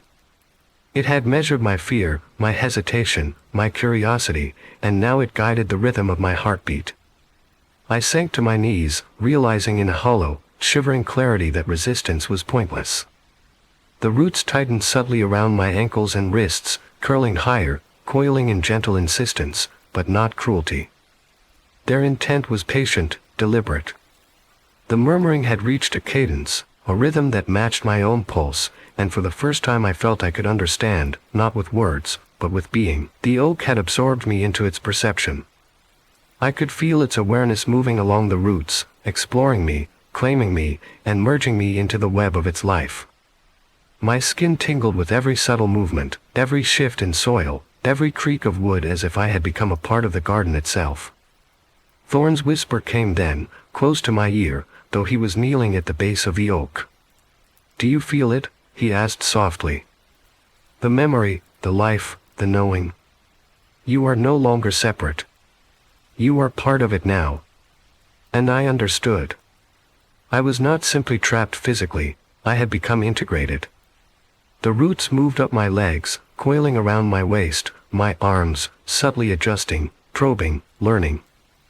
I felt the vibrations of sap pulsing through the oak, resonating through my bones, my nerves, my very skin. Every small snap of a twig, every creak of a branch, every whisper carried through the fog, was mirrored inside me. I could sense the flow of life through the tree, through the soil, through me. There was no distinction between self and garden anymore. I tried to scream, but the sound caught in my throat. My lips parted, a low, resonant hum escaped, mingling with the oak's own murmuring. It was almost a dialogue, a communion, though comprehension remained just out of reach. In dreams, it had been a slow integration. Now, it was complete, instantaneous, and terrifying. The roots beneath me twisted upward along my arms, pressing against my skin, brushing, curling, binding in a rhythm that was intimate, invasive, inescapable. I could feel the memory of every cut Thorn had made, every drop of dark mixture, every whispered phrase vibrating through my limbs as though they were mine. My legs would not allow me to step backward, my arms could not pull free. The oak had claimed every inch of me that had touched its roots, its soil, its bark. I sank fully to the ground, limbs wrapped in a living embrace, and felt the final tendrils coil around my chest, my shoulders, pressing, testing, integrating. Panic twisted inside me, but awe followed immediately, a dread understanding of what I had become. I was part of the oak's memory, part of its awareness, and the garden itself was no longer outside me. I could feel the smallest shift in leaves, the faintest movement of branches, even the soft scrape of distant roots in the fog-laden soil, as though the earth itself had merged with my perception. I wanted to cry out, to demand release, but my voice was subsumed by the hum of sap, the vibration of roots, the resonant murmuring that now existed both inside and outside of me.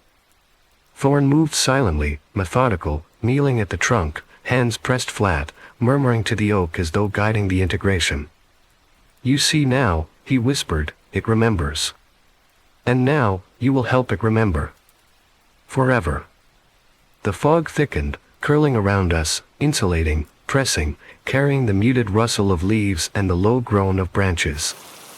I could feel the soil shifting, roots probing deeper, searching for more of me, weaving my awareness into the network, into the heartbeat of the garden itself.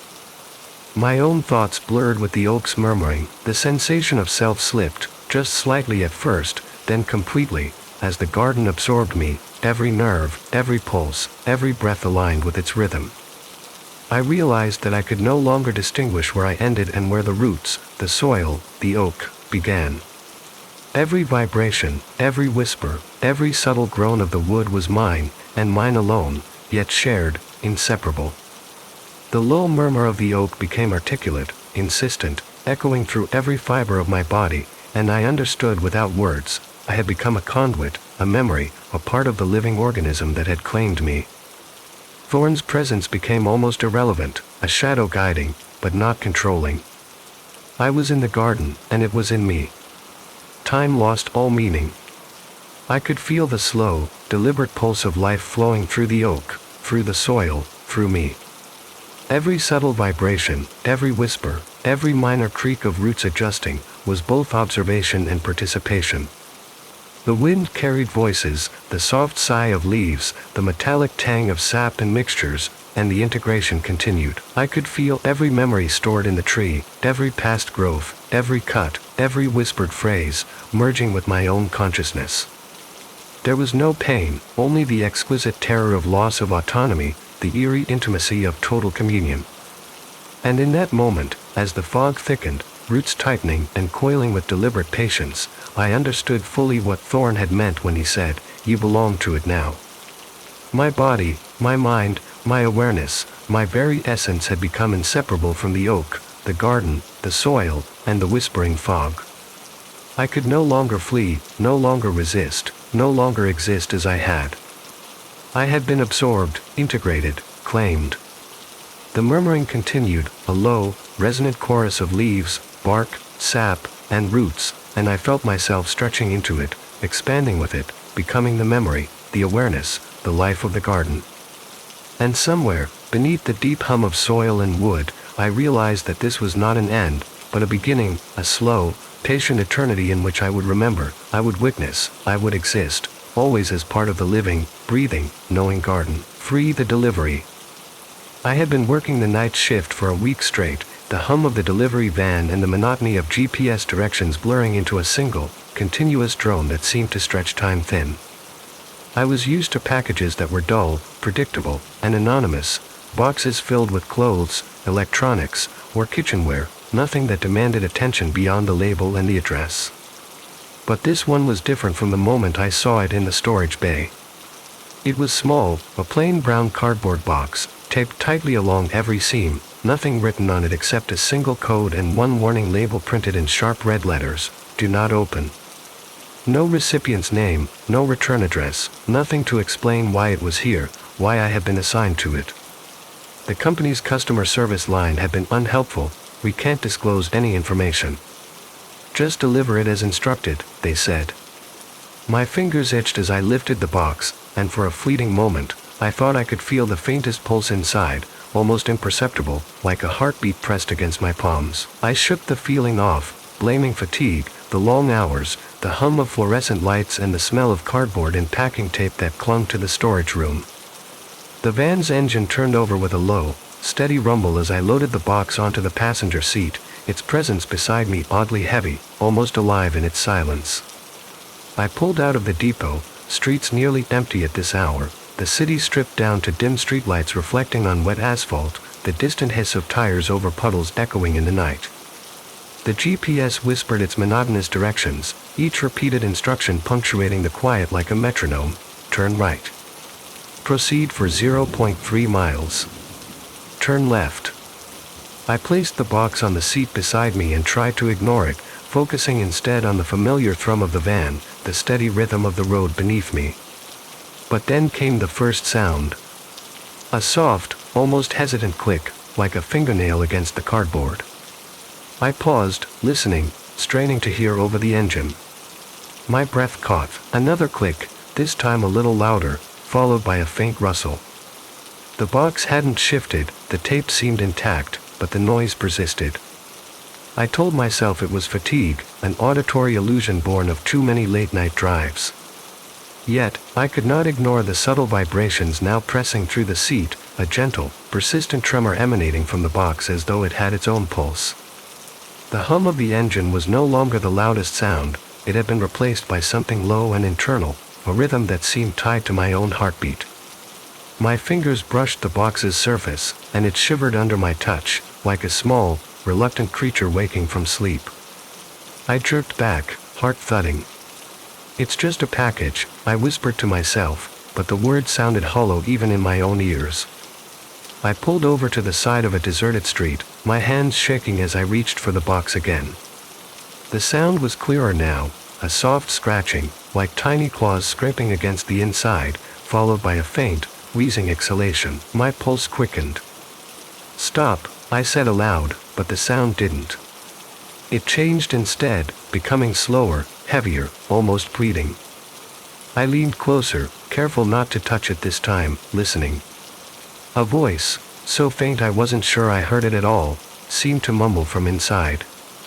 "Please, let me out." I blinked, and the whisper was gone, replaced by the soft rustle of packing material, shifting impossibly inside the box. My hands flew to the wheel. My mind raced. Who had sent this? What was inside? And why had the company refused to tell me anything? The GPS beeped insistently, a repeated warning that the route was recalculated. I tapped the screen, expecting to see the familiar map, but instead, the coordinates led to a location that didn't exist, an empty plot, erased from satellite view, blank on every mapping service. The van idled in silence beside me, the city asleep, and the box continued its quiet, torturous murmuring. The more I tried to rationalize, the more impossible it felt. The sound was now intermittent, a soft, dragging sigh, like someone struggling to stretch in tight confines, interspersed with clicks and tiny thuds as though whatever was inside was moving, shifting. My stomach churned. I thought of leaving the van, running for help, calling someone, anyone, but the voice returned, faint and desperate, threading through the hum of the city and the pulse of my own nerves. "I'm here, don't leave me," I swallowed hard, hands trembling. I couldn't open it. I had to deliver it. That was the instruction. That was the rule. I gripped the steering wheel, the tremors of the box vibrating through my body, and forced the van back onto the deserted roads. Every turn brought a new sound, a new subtle protest. The box shifted with a soft thud against the seatbelt, as though leaning toward me, and the murmuring became a low, raspy chorus of pleas. My thoughts spun, part logic, part panic. It's a shipment. A mistake. There's a tracking error. Just follow the route. Nothing will happen. But the whispers, the scratching, the impossible drag of a presence inside cardboard, refused to be ignored. Hours passed, or maybe minutes, I had lost all sense of time.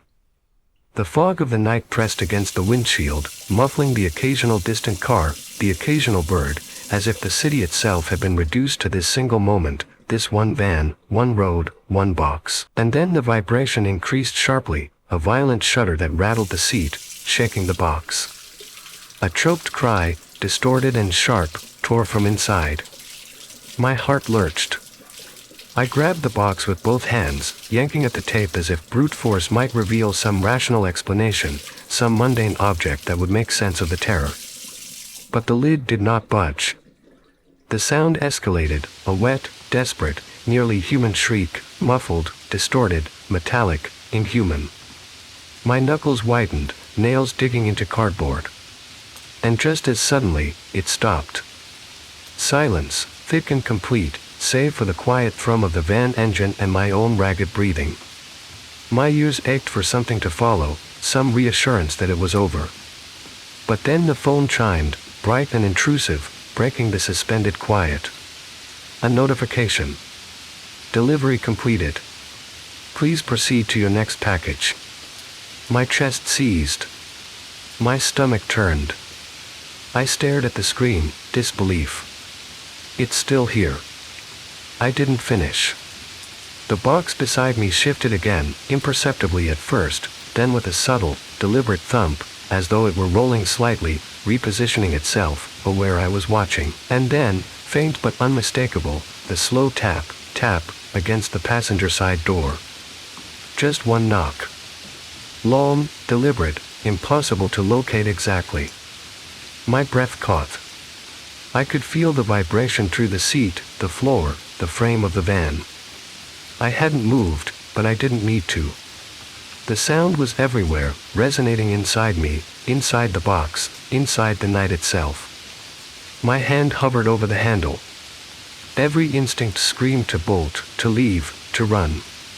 Yet, the voice returned, just under the threshold of hearing, gentle, coaxing, insistent. I'm still here, come closer, my pulse hammered. The fog outside thickened, pressing against the windshield, obscuring streetlights, the empty city, turning everything into a monotone gray smear. I gripped the box, and for a moment, I realized I had no choice. The delivery was not a task, it was a ritual. The van, the road, the city, the box, they were all one, and I was caught in the rhythm. The knock came again, deliberate, slow, echoing in a hollow space I could not identify. I held my breath. The box trembled, and the whispering resumed, faint, coaxing, impossible to locate. Don't leave me, and I understood, with a sinking clarity, that I was no longer simply the deliverer. I was the audience, the vessel, the accomplice. The night, the van, the box, and its unseen occupant had claimed me, suspended me in this space of eternal, quiet terror, where each heartbeat echoed the trembling, pleading sound, and every exhale could betray me to whatever lay within. The van sat still. The city slept. And outside, in the fog, the knock waited, patient, deliberate, insistent. I had forced the van back onto the road, trying to follow the GPS instructions as best I could, though each recalculation led me deeper into streets I didn't recognize, roads that seemed to twist and narrow in impossible ways. The fog had thickened, curling around the street lamps and the van in ghostly tendrils, swallowing everything beyond a few feet of asphalt. The box sat beside me, heavier than it should have been, as though its mass increased with each heartbeat, and it was making noise again. A soft, rhythmic scraping, almost like fingernails dragging against a rough surface, emanated from inside the cardboard. My stomach knotted, and I gripped the steering wheel until my knuckles turned white, listening to the impossible, pleading sound. At first, I told myself it was a rat, some small animal trapped in the package, but the tone, the rhythm, the insistence, it was deliberate, intelligent, aware. The scraping paused, then resumed, slower, with tiny pauses that seemed to mimic my own breathing. I imagined it mimicking me, testing me, gauging my reaction. My mind raced, searching for any rational explanation. Maybe someone had designed some strange prank, some interactive horror box for corporate team-building exercises. But no, there was no branding, no instructions, nothing that indicated any human creator. And yet, the box moved. Or perhaps it was moving. Every shift of my seat made it tremble in reply, a subtle push that made my skin prickle. I parked at the side of an abandoned lot, the fog thicker here, hiding any landmarks. My hands shook as I picked up the box, holding it in my lap. The scraping ceased. Silence pressed in so heavily that it made my ears ring. And then I heard it, soft, raspy, almost a whisper, low and vibrating. Please. It wasn't a word in any language I recognized, yet I understood it perfectly. Please, let me out. My heart lurched. I jerked the box slightly, and it trembled violently in response. The sound escalated into a low moan, muffled but intense, as if the thing inside were pressing against the walls, seeking escape. I leaned back, hands trembling, my body rigid with fear. Okay. Okay, it's fine, I whispered, more to myself than to the box. But the noise didn't stop, it adapted to my tone, slowing when I spoke softly, speeding up when I panicked. I realized then that it was listening. Every breath I took, every twitch of my fingers, every flicker of panic, it registered. The GPS recalculated again, and I had no choice but to follow. The route was now a twisting path through industrial blocks and darkened streets, places that seemed abandoned even in the broad daylight. The van's engine hummed a monotonous drone, but now it was joined by another vibration, subtle, deep, resonating through the metal floorboards, from the box. I tried to ignore it, tried to focus on driving, but my hands shook so badly that I nearly swerved into the curb. The box let out a sound then, a soft, strangled cry, somewhere between a gasp and a wail. I bit my lip to keep from screaming, my eyes flicking to the rearview mirror, to the empty streets behind me. No one was there, yet the sound seemed to echo in the empty air, bouncing off walls, lingering in the van. My phone buzzed. I jumped, the box slipping slightly in my lap. The screen lit up with another notification, delivery update, proceed to next destination. My stomach sank. My pulse was hammering. I hadn't even completed the current delivery, and yet the system insisted I move forward, that I obey. The van's GPS recalculated again, guiding me to a location marked only with a blank screen, coordinates in a place that did not exist on any map I had ever used. The box began to shift again, a soft rolling motion, as though it had its own consciousness, adjusting itself to press closer against me. Then came another sound, a faint scratching, like claws scraping thin wood, or nails dragging across cardboard. It was insistent, almost rhythmical, matched to my own heartbeat, and it made my skin crawl. I could feel it moving beneath the tape, beneath the layers of packing material. My fingers hovered over the lid. The thought of opening it made my stomach twist, yet I was drawn to it, compelled to obey some unknown force. I tried to think logically. Perhaps it was a device, some recording, some odd prank. But logic felt irrelevant in the presence of the noises, the subtle vibrations, the shifting weight, the pleading. I could feel it trying to communicate, reaching out. The van rolled over a puddle, tires splashing softly, but the box responded instantly. A muffled thump, then a high-pitched whine, almost metallic, that pierced my ears and made the hairs on my arms stand on end. My hands tightened around the box. I tried to soothe myself, whispering, it's okay, I don't know what you are, but I'm going to get you there. I'll get you there. The voice, or whatever consciousness was inside, paused, silent for a heartbeat, then replied with a rasping, drawn-out exhale, as if sighing in relief. The van's interior felt thick, almost suffocating. The hum of the engine, once monotonous, now seemed jagged, harsh, and the faintest static seemed to curl around the edges of my awareness. I tried to focus on the GPS again, but the route was impossible, twisting in ways that made no sense. The city outside the windshield seemed to warp, streets that were supposed to exist ending abruptly, buildings vanishing into fog. And all the while, the box throbbed against me, communicating in clicks, scratches, muffled groans, and whispered syllables I could not place. I thought about stopping, about calling someone, about throwing the box out and running, but instinct told me it wouldn't end there. The van shook slightly, and the box shifted with it, as though it were bracing, anticipating, aware of my hesitation. My chest tightened. The GPS's monotone voice instructed a turn, but when I followed it, I found myself in an industrial district, the streets empty and lined with warehouses that seemed deserted, windows dark, doors padlocked, yet each building exuded a faint, unnatural pulse, a vibration that mirrored the box's subtle trembling. The air smelled of rust, damp concrete, and faint chemical tangs that made my head swim. I parked near a warehouse with a large, rusted roll-up door. According to the GPS, this was the location, but on my screen, it was marked with the same blank coordinates, no address, no street name, just empty map tiles. The van was silent now except for the soft drone of the idling engine. The box thumped gently against my leg. I opened the side door, and the fog seemed to crawl inside the van, a slow, moist haze that pressed against my skin. I lifted the box, trying to feel its weight, trying to anticipate any sudden movement, but it shifted under my hands, adjusting, almost seeking purchase, a small vibration that went straight through my arms and into my chest. My fingers brushed the tape, and I felt the faintest tug, as if whatever was inside were alive, pulling gently at the edges of its prison. I froze. The sound it made next was unmistakable, a strangled, muffled scream, brief but sharp, ricocheting in the van. I dropped the box onto the asphalt. It landed with a soft, unnatural thump, not the harsh sound I expected.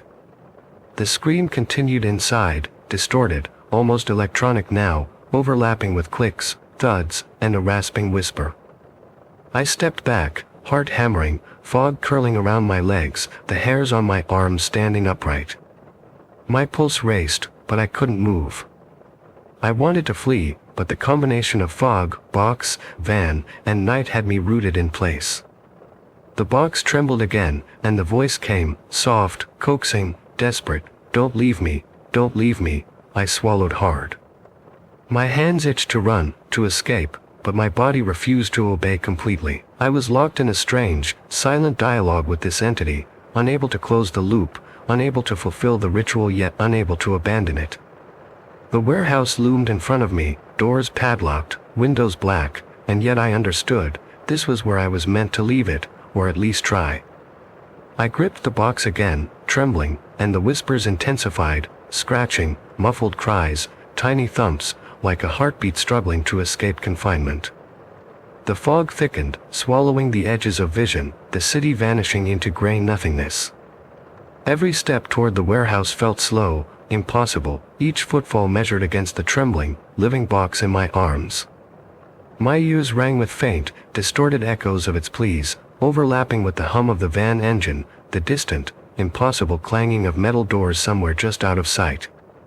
The GPS's voice instructed further turns, but I could no longer follow it. It was irrelevant here.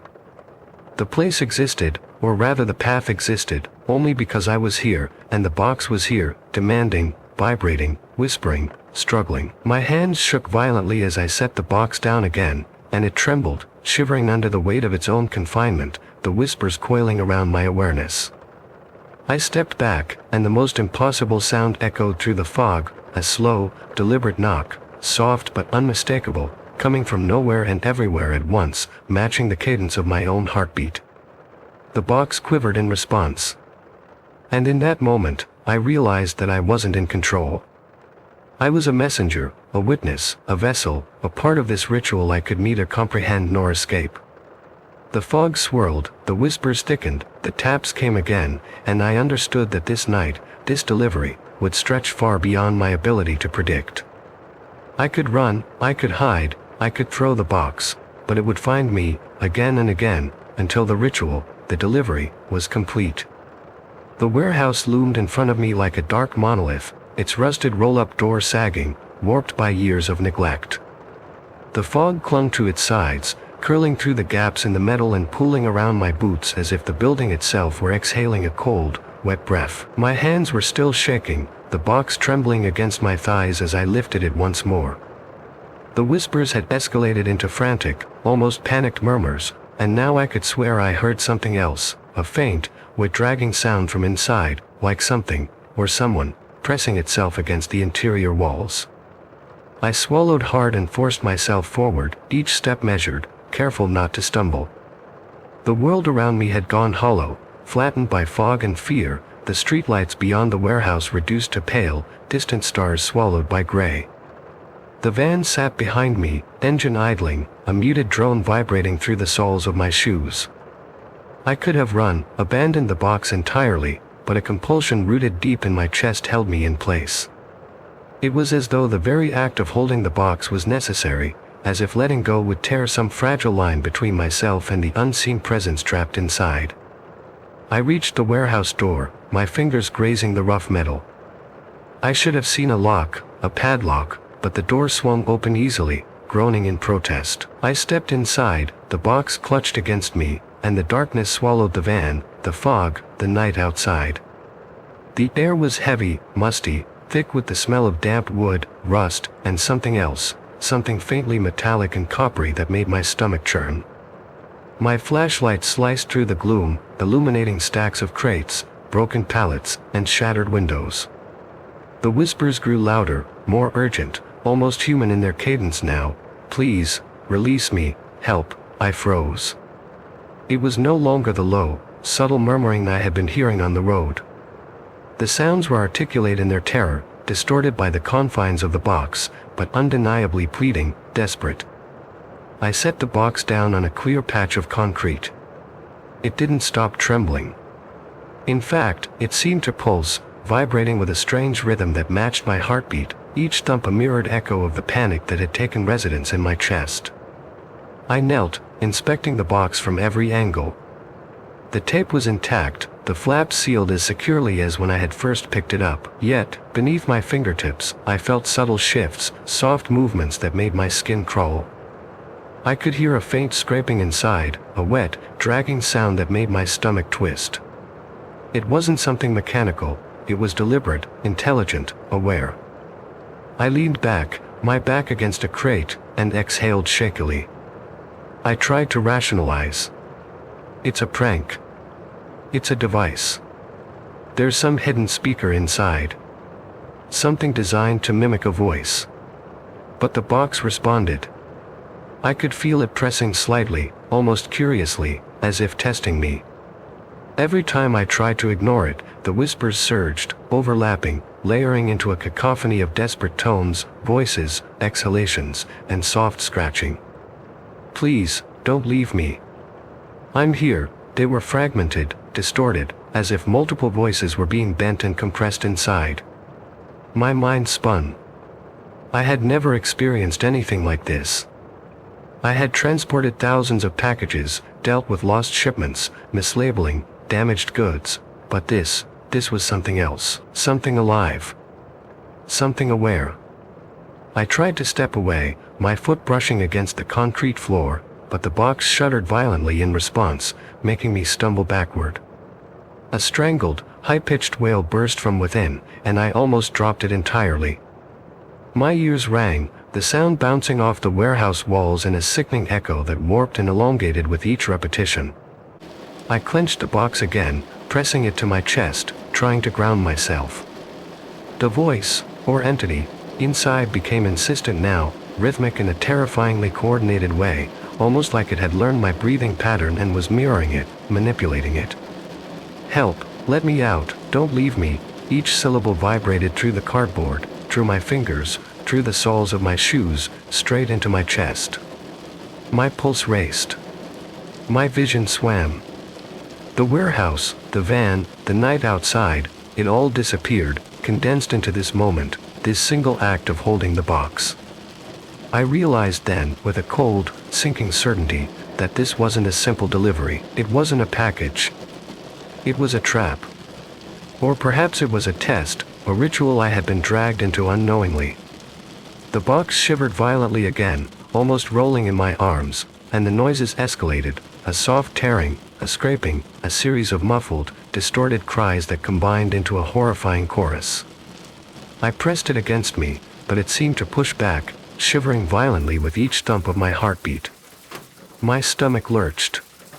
I wanted to run, to abandon it, but my body refused to obey fully.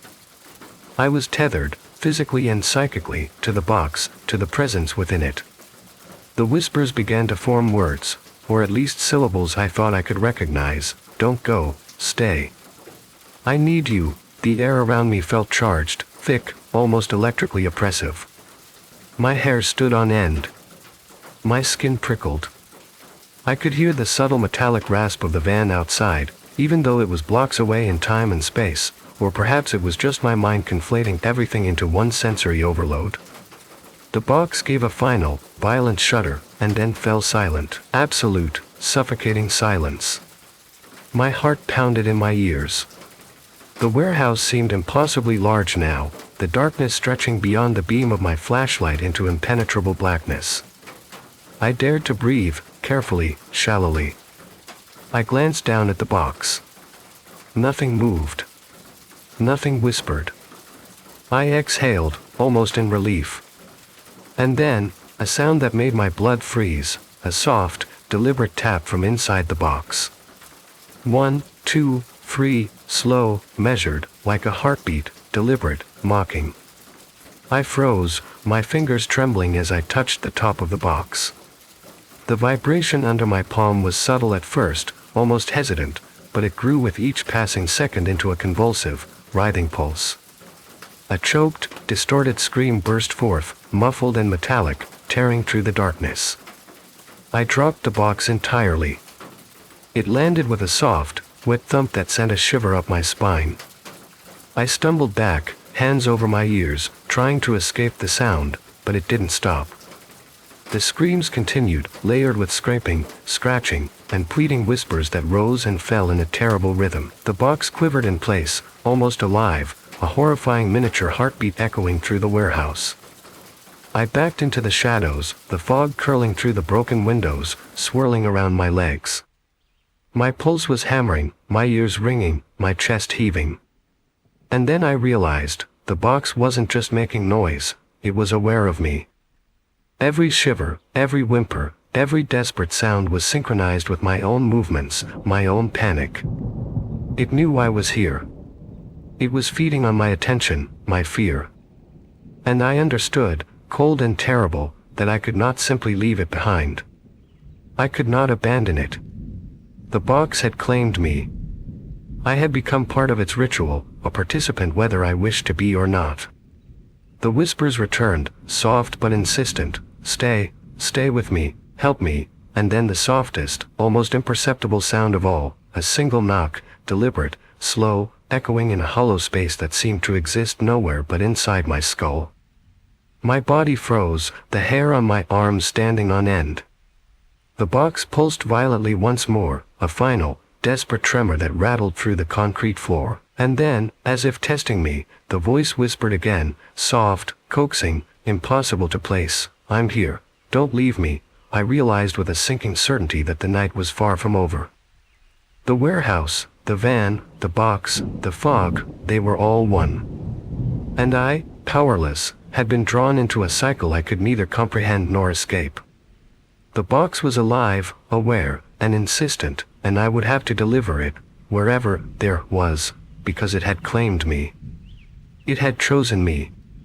And now, all I could do was listen. All I could do was follow. And the night stretched infinitely ahead, heavy with whispers, tremors, and the impossible knowledge that I had become part of something I did not understand, something that would haunt me long after this warehouse faded from view. I stood frozen in the center of the warehouse, staring at the box lying on the cracked concrete floor. The whispers had quieted for a moment, leaving only a low, vibrating hum that seemed to emanate from the very walls around me.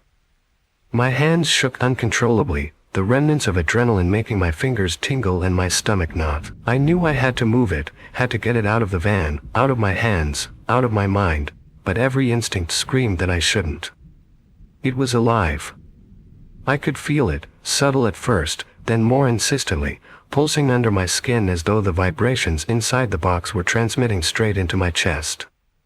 I crouched, grasping it again, and the moment my hands made contact, it reacted. A violent shudder ran through the cardboard, rattling the tape, twisting under my grip.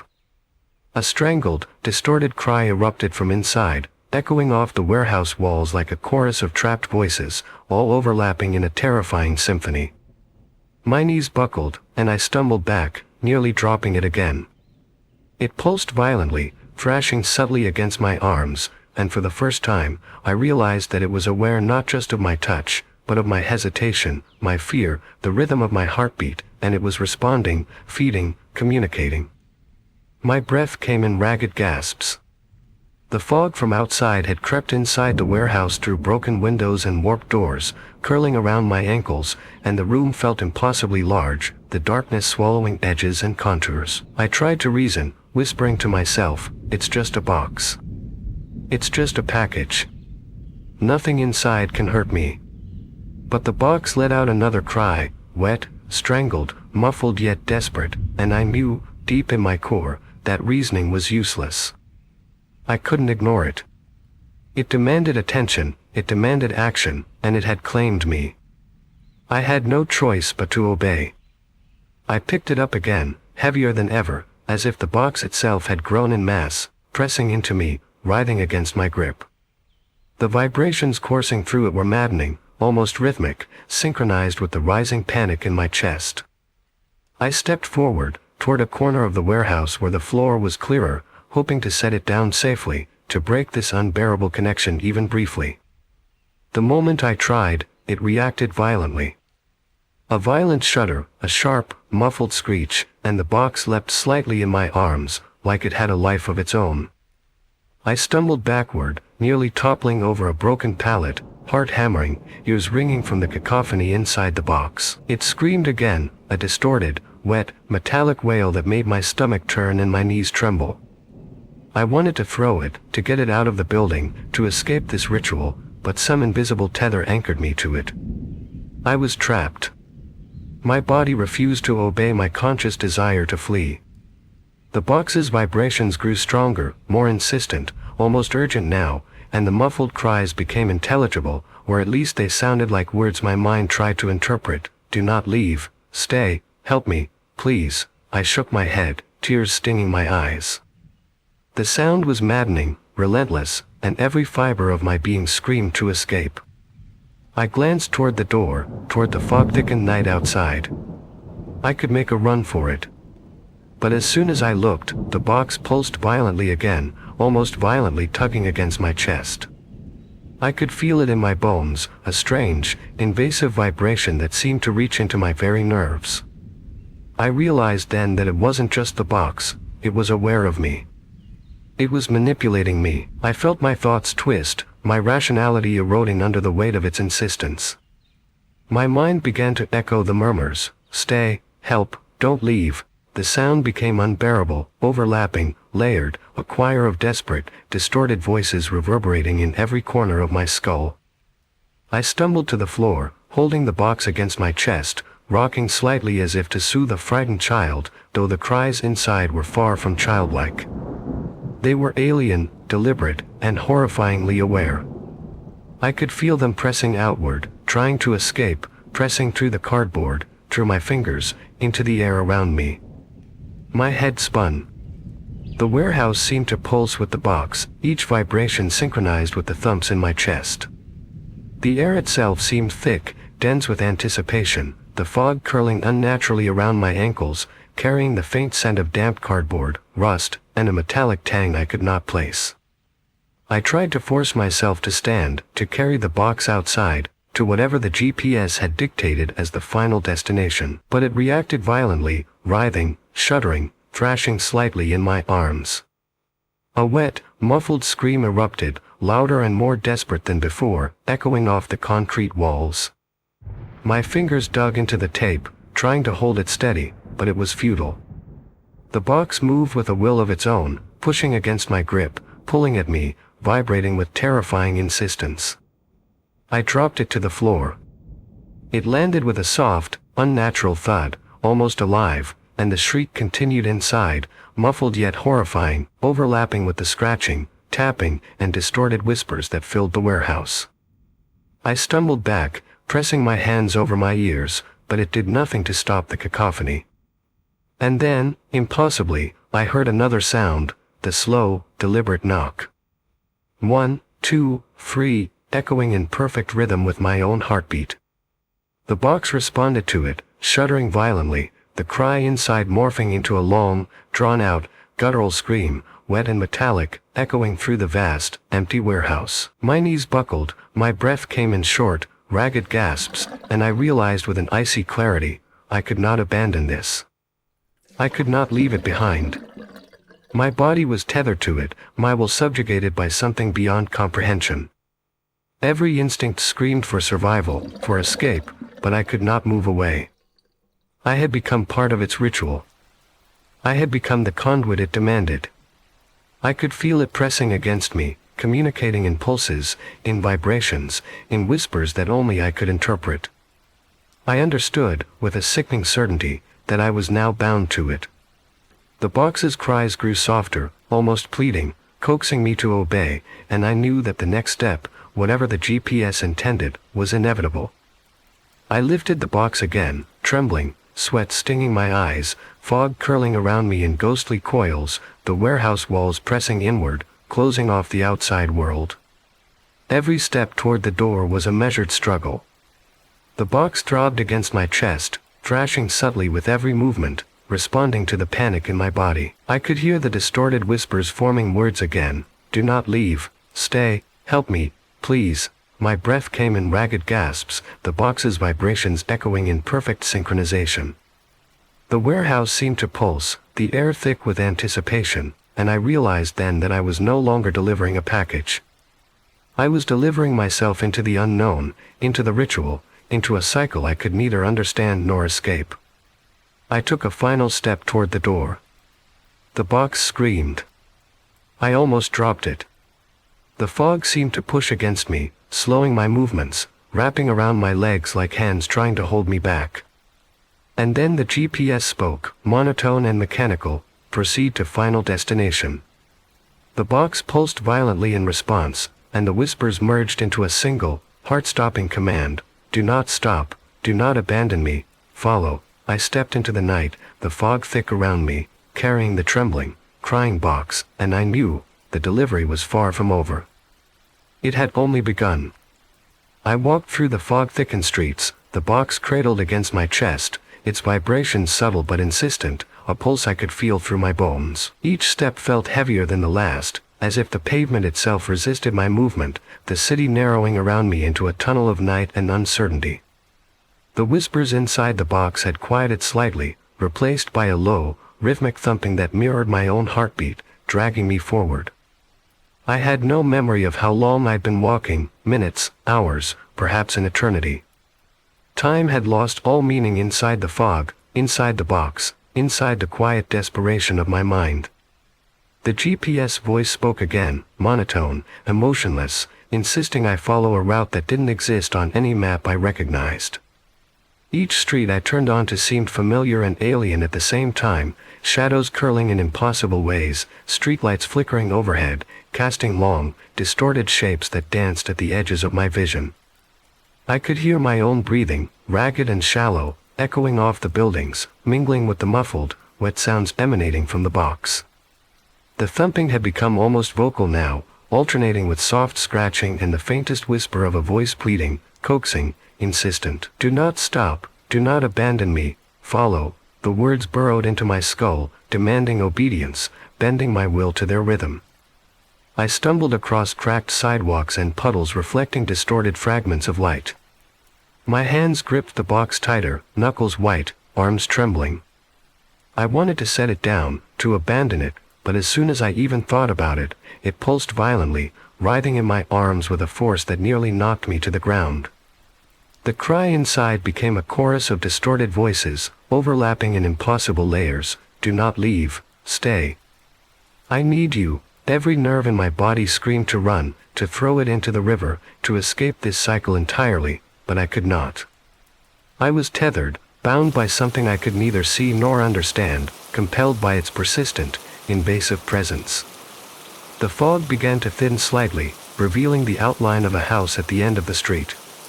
It was a small, unremarkable dwelling, doors closed, windows dark, seemingly abandoned. Yet the GPS insisted, monotone, unwavering, final destination reached. My pulse accelerated, dread coiling like a snake around my ribs. I approached the door, the box wriggling slightly in my arms, pulsing violently now, desperate, almost sentient. I lifted my hand to knock, and before I could, the box itself seemed to surge, a violent vibration that rattled the tape, the cardboard, my fingers. A strangled, metallic scream burst from inside, echoing in the empty street. My body jerked backward, but the box held fast, thrumming against my chest like a living heartbeat. And then, silence. Absolute, suffocating silence. My ears rang from the sudden absence, my vision swimming as I struggled to catch my breath. The box had gone still, almost obedient, and yet I could feel it watching me, waiting. And then, the slowest, most deliberate sound imaginable, a single knock on the door in front of me. 1 long pause, 2 another pause, 3. Each tap resounded in a quiet street like a drumbeat in my chest, synchronized with the pulse inside the box. My hand rose automatically, trembling, to answer the knock. The box shivered violently, and a whisper escaped from it, wet, raspy, impossible to place. "It's ready, now." My fingers touched the door, cold metal under my palm. I could hear my own pulse in my ears, a hammering, and the box pulsed in violent counterpoint, a throb that reverberated through my very bones. I opened the door. Empty. Silence. The fog had crept around the house, curling like smoke, obscuring the lawn and the sidewalk. I stepped forward, the box in my arms, feeling the pull of its weight, the insistence of its thrum. And then I saw it, on the porch, a simple note taped to the door, written in the same distorted, smudged hand that I could barely read, "Delivery complete." My stomach lurched. I dropped the box instinctively. It hit the wood of the porch with a soft, wet thud, but it did not stop moving. The vibrations continued, subtle at first, then growing into convulsive writhing. I reached down, hesitating, and the box pulsed violently against my hands, rattling the tape, and a voice escaped, clear, horrifying, human and inhuman all at once. "Thank you, for completing the cycle." My knees buckled. The fog thickened suddenly, pressing in around me, curling into the edges of my vision. The box throbbed violently, almost joyfully now, responding to my fear, to my exhaustion, to the very rhythm of my terror. I staggered back, tripping over the edge of the porch, and when I looked up, the house was gone. The street stretched endlessly, empty and fog-choked. The note had vanished, the porch was simply wood again. And the box pulsed in my arms, vibrating, whispering, insistent, "Next delivery, next recipient, you cannot stop." My head spun. I realized then, in the sickening clarity of terror, that this cycle would never end. The deliveries, the whispers, the pulsing, the box, each step forward only led to another step, another ritual, another night like this. My hands shook, my fingers white around the cardboard, my chest heaving with ragged breath. And then the sound came again, slow, deliberate, measured. A single knock at the door behind me. My heart seized. There was no door. Only fog, only the street, only the whispering box in my arms. The knock came again. And again. A rhythm, slow and insistent, impossible to ignore, echoing directly inside my skull. "Next delivery, next recipient, you cannot escape." My knees buckled. I fell to the pavement, clutching the box, the vibration pulsing through every bone in my body. The whispers became a chorus, insistent, maddening, coaxing. I realized with absolute certainty, the box had chosen me, and I had become a part of it. The delivery had been completed, and yet the cycle began anew. I could not leave. I could not abandon it. And in the distance, muffled but horrifyingly clear, I heard another faint chime from my phone, "Delivery completed. Please pick up your next package." The street was empty. The fog thickened. The box pulsed. The whispers coaxed. And the knocking continued, slow, deliberate, insistent. I understood then, as the box vibrated and throbbed against my chest, that I was trapped, tethered, bound, a part of an endless, inescapable ritual of deliveries that would never end. The night stretched before me infinitely, and the whispers promised, "Do not stop, do not leave." The cycle continues. I pressed my face into the box, trying to block out the sound, trying to block out the cold, the fog, the endless, insistent knocking. But I could feel it watching, waiting, whispering, alive and aware, insistent that I move forward. I realized then, with a sickening clarity, that I could not escape, that I had delivered myself into something eternal.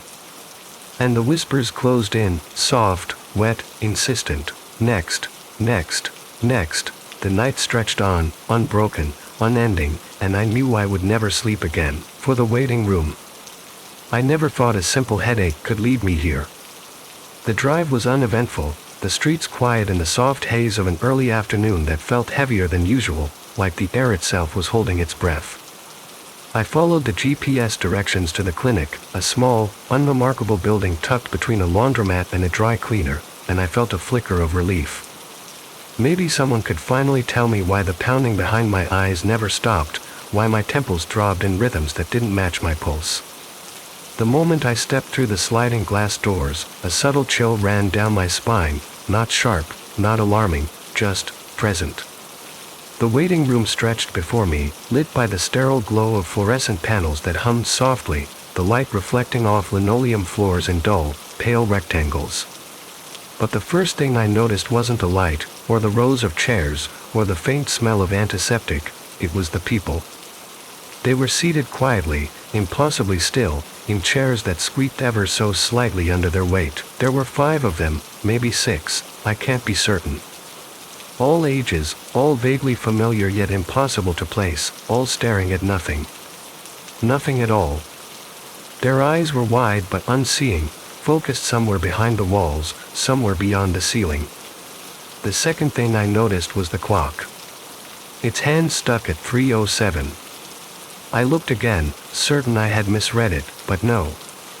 The second hand never moved. I felt the familiar throb in my temples intensify.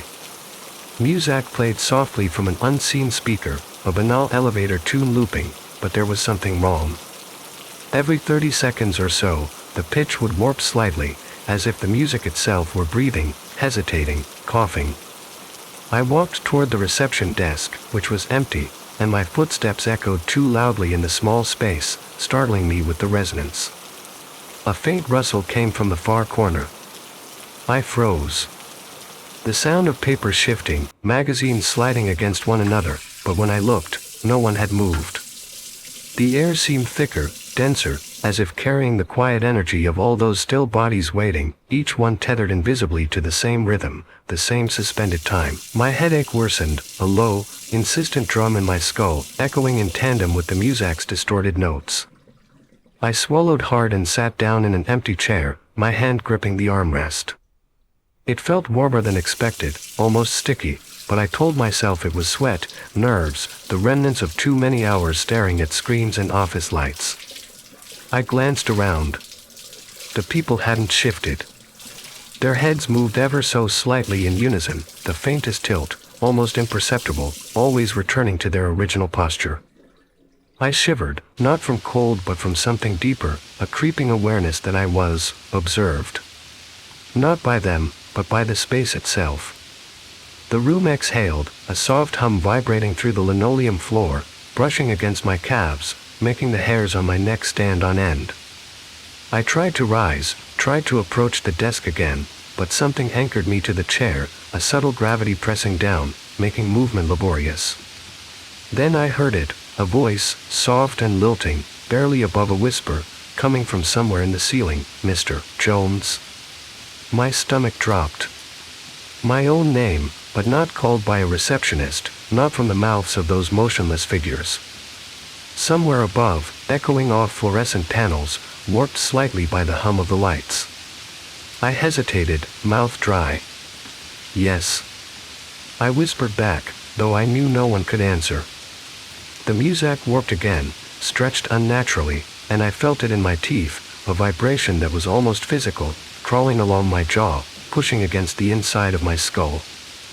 I pressed my palms to my temples, breathing rapidly, and the figures shifted slightly, turning their heads with deliberate, agonizing slowness, until the faint glint of their eyes, or what I thought were eyes, met mine. I could see nothing but an emptiness that pressed against my vision, as if they were windows into some room beyond the world I knew.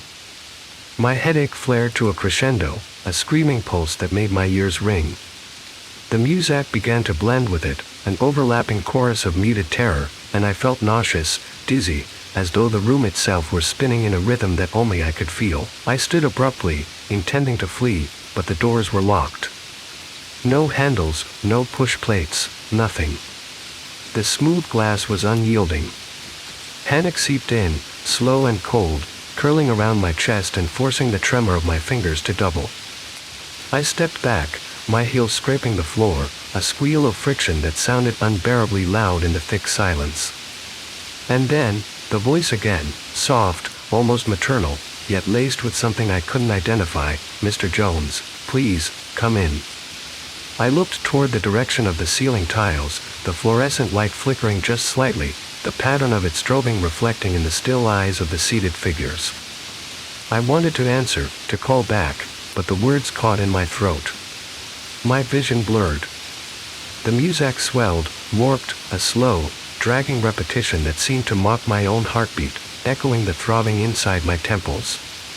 I felt the air tighten, the room contracting imperceptibly, walls inching toward me in measured, almost organic increments. I stumbled back, gripping the edge of a chair, trying to steady myself. The figures did not move closer, they didn't need to.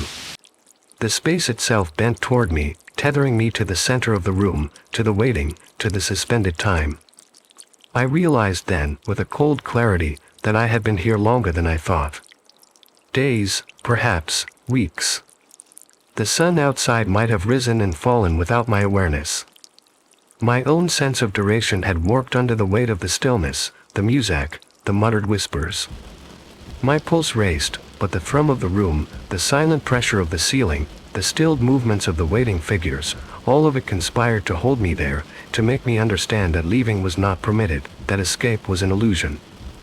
And then, a single, faint click, the door, somewhere behind me, moving ever so slightly, a soft groan of wood and metal. The music began to normalize, its notes returning to banal elevator perfection. The voice, clearer now, gentle and human. "Mr. Jones, the doctor can see you now." I blinked, disoriented, shaking, every nerve in my body screaming from the tension, the stillness, the oppressive weight of hours compressed into a moment. I took a tentative step forward, toward the door, toward the relief promised in that voice. But as I reached the threshold, I realized that the door opened not into the doctor's office, not into light or certainty, but into another room entirely. One that smelled faintly of antiseptic but carried the same thick, oppressive dread as the waiting room. Shadows pooled unnaturally in corners, walls stretched farther than they should, ceiling lights flickered in impossible patterns.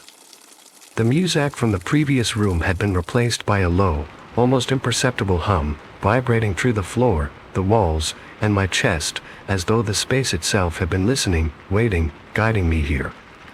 My heartbeat thrummed in tandem with the hum, every step toward the interior of this new room a struggle against gravity I couldn't name. And behind me, I felt the weight of the waiting room, the still figures, the warped time, pressing forward, reminding me that the last door had only led to another threshold, another layer of the nightmare.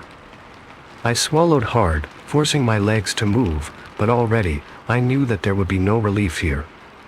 Only waiting, only the stretching of time into something vast and unending, only the oppressive hum that now accompanied my every heartbeat. I stepped fully inside the room, and the door swung shut behind me, silently, impossibly. I was alone. And yet, somehow, I was not. The music was gone, replaced by silence. And in that silence, I heard a faint, unmistakable whisper, almost tender, "Welcome back, Mr. Jones. The doctor is ready." My stomach turned, and a shiver ran down my spine. There was no comfort in the words. Only the certainty that the nightmare, now deeper, had only just begun.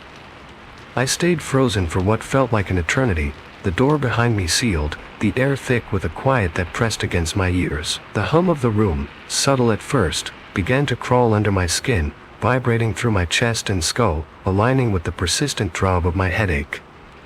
I tried to move, my legs trembling, each step forward feeling like wading through water, dense, viscous, resistant. The figures in the previous waiting room haunted the edges of my vision, their stillness embedded in my memory like a photograph burned into the back of my eyes. Even though I had stepped into this new room, I could still feel their gaze, their patient, unyielding attention. The lights overhead flickered again, soft pulses that cast shadows across the walls, shaping familiar shapes into strange distortions. I heard the music from the first room faintly now, like an echo bouncing through invisible hallways, stretching and warping with each flicker of light. My temples throbbed harder, synchronized with a low, almost imperceptible vibration underfoot, as if the floor itself had a heartbeat. I could hear it, not through my ears, but inside my bones, a steady, hypnotic pulse that seemed to call me forward. And then, a whisper. Soft, melodic, insistent, Mr. Jones, my name, again, floating somewhere above, beyond the ceiling panels, the lights, the walls themselves. I wanted to answer, but my voice felt like it belonged to someone else, caught in the folds of time and space between this room and the last. The whisper repeated, layering over itself, growing into multiple voices that all spoke at once, yet each was distinct. Some coaxed, some chided, some simply murmured, unintelligible but insistent. My headache flared in response, a stabbing, unrelenting pressure that made the air feel like it had weight. I staggered toward a chair in the corner, an old leather seat, creaking softly under my tentative touch. I sank into it, gripping the armrests, trying to anchor myself, but the vibration under my feet intensified, spreading upward, mingling with the low hum in the ceiling and the irregular beat in my skull. The room seemed to stretch in subtle ways. Corners receded, hallways elongated, doorways appearing and disappearing at the edges of my vision. I blinked repeatedly, trying to orient myself, but the world refused to stay still. The whispering grew louder, more insistent, now clearly emanating from every direction. The air was alive with it, thick with the voices of unseen nurses, clerks, patients, all murmuring my name, calling me forward, beckoning me, warning me, teasing me. I pressed my hands to my ears, but it was no use. The sound came not through my ears but through my skull, reverberating, vibrating, crawling along my nerves. I closed my eyes, hoping that darkness would offer relief, but when I opened them, the room had shifted again. A window appeared where there had been a wall, showing a sky that was impossibly dim, neither day nor night, filled with clouds that moved with a strange, deliberate slowness, and shadows that seemed to mimic my own form. I could see movement just beyond the glass, indistinct figures pacing silently, as if waiting for something that would never happen. I tried the door again, pressing my hands against the smooth wood, the metal handle cold and unyielding. It didn't budge. A soft, deliberate click echoed somewhere, as though the room was acknowledging my touch, testing me, holding me in suspended frustration. My breathing quickened, shallow, uneven. I felt the pressure in my skull intensify, a wave that began at the back of my head and surged forward, flooding my eyes with heat and ringing. I clutched my temples, rocking slightly in the chair, murmuring my own name aloud, trying to anchor myself to something tangible. John. John, it's me. I'm here, but the voices mocked me, layering over my words, turning them inside out, stretching and twisting the syllables until I barely recognized them. I felt sweat bead along my forehead and trickle into my eyes, stinging as it ran. My hands shook uncontrollably, and the chair creaked and groaned under the strain. The air seemed to hum in a different key now, an eerie counterpoint to the music echoing faintly, warped and slowed, dragging against the natural rhythm of my heartbeat. Then I noticed something subtle but profoundly unsettling. The shadows on the walls began to move independently of the objects casting them. They stretched toward me, thin and distorted, curling like smoke, licking the edges of the room. I recoiled, pressing my back against the wall, and for the first time, I realized that the room was not just a room, it was aware. It responded to my fear, mirrored my panic, reshaped itself with my every thought. A soft, metallic scrape sounded from the corner near the window, and I froze. The sound repeated, deliberate, patient, accompanied by a faint rustle, like paper shifting in a silent wind. My headache screamed at me, splitting my concentration. I felt nausea rise in my throat, a cold wave of despair crawling up my spine.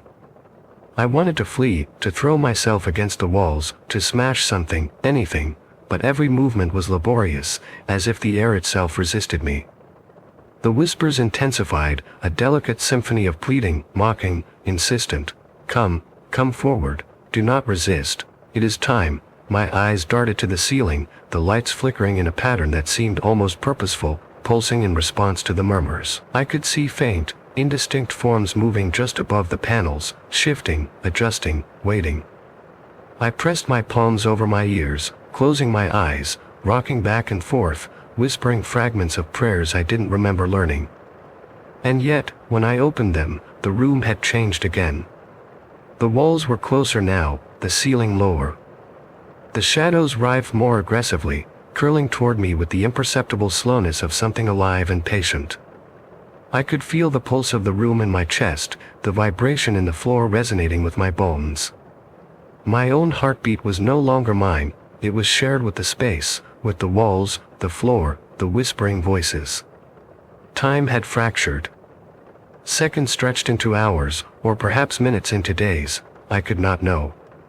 Every shift of my eyes, every blink, revealed subtle changes. The chair I sat in had worn patches where there had been none before, the window pane fogged with condensation that hadn't been there, the ceiling tiles rearranged as though some invisible hand had been at work. And then the voices consolidated, no longer a chorus, but a single, clearer tone, soft and maternal, yet unmistakably authoritative. Mr. Jones, it's time.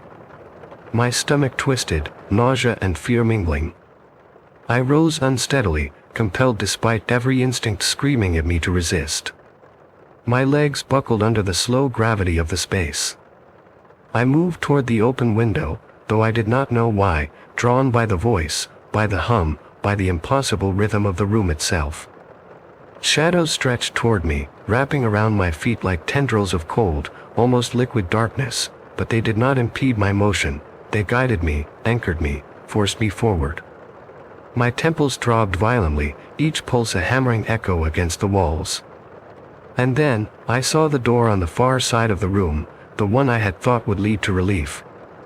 It was slightly ajar now, a thin line of light spilling into the dim interior. I reached for it, and the room seemed to sigh, a low vibration coursing through the air, pressing against my chest. I hesitated, hand hovering over the handle, and the whispering ceased abruptly, replaced by a profound, suffocating silence. My ears rang, the floor vibrated faintly, and for a moment, I felt the full weight of the room's awareness, a sentient, patient dread. Then, the metallic scrape returned, closer now, behind the door, accompanied by the faintest creak of hinges moving. My hand shook violently as I grasped the knob. The air was thick with expectation, a pressure that pressed against my skull and chest. And I understood, with a cold clarity, that I had no choice. Whatever waited beyond that door was part of the cycle, as unavoidable as the heartbeat of the space itself. With a trembling breath, I turned the knob and stepped forward, and the world seemed to fold in on itself, the boundaries between waiting room, shadows, whispers, and time dissolving into one continuous, unbroken pressure of dread that pressed against every nerve, every thought, every memory.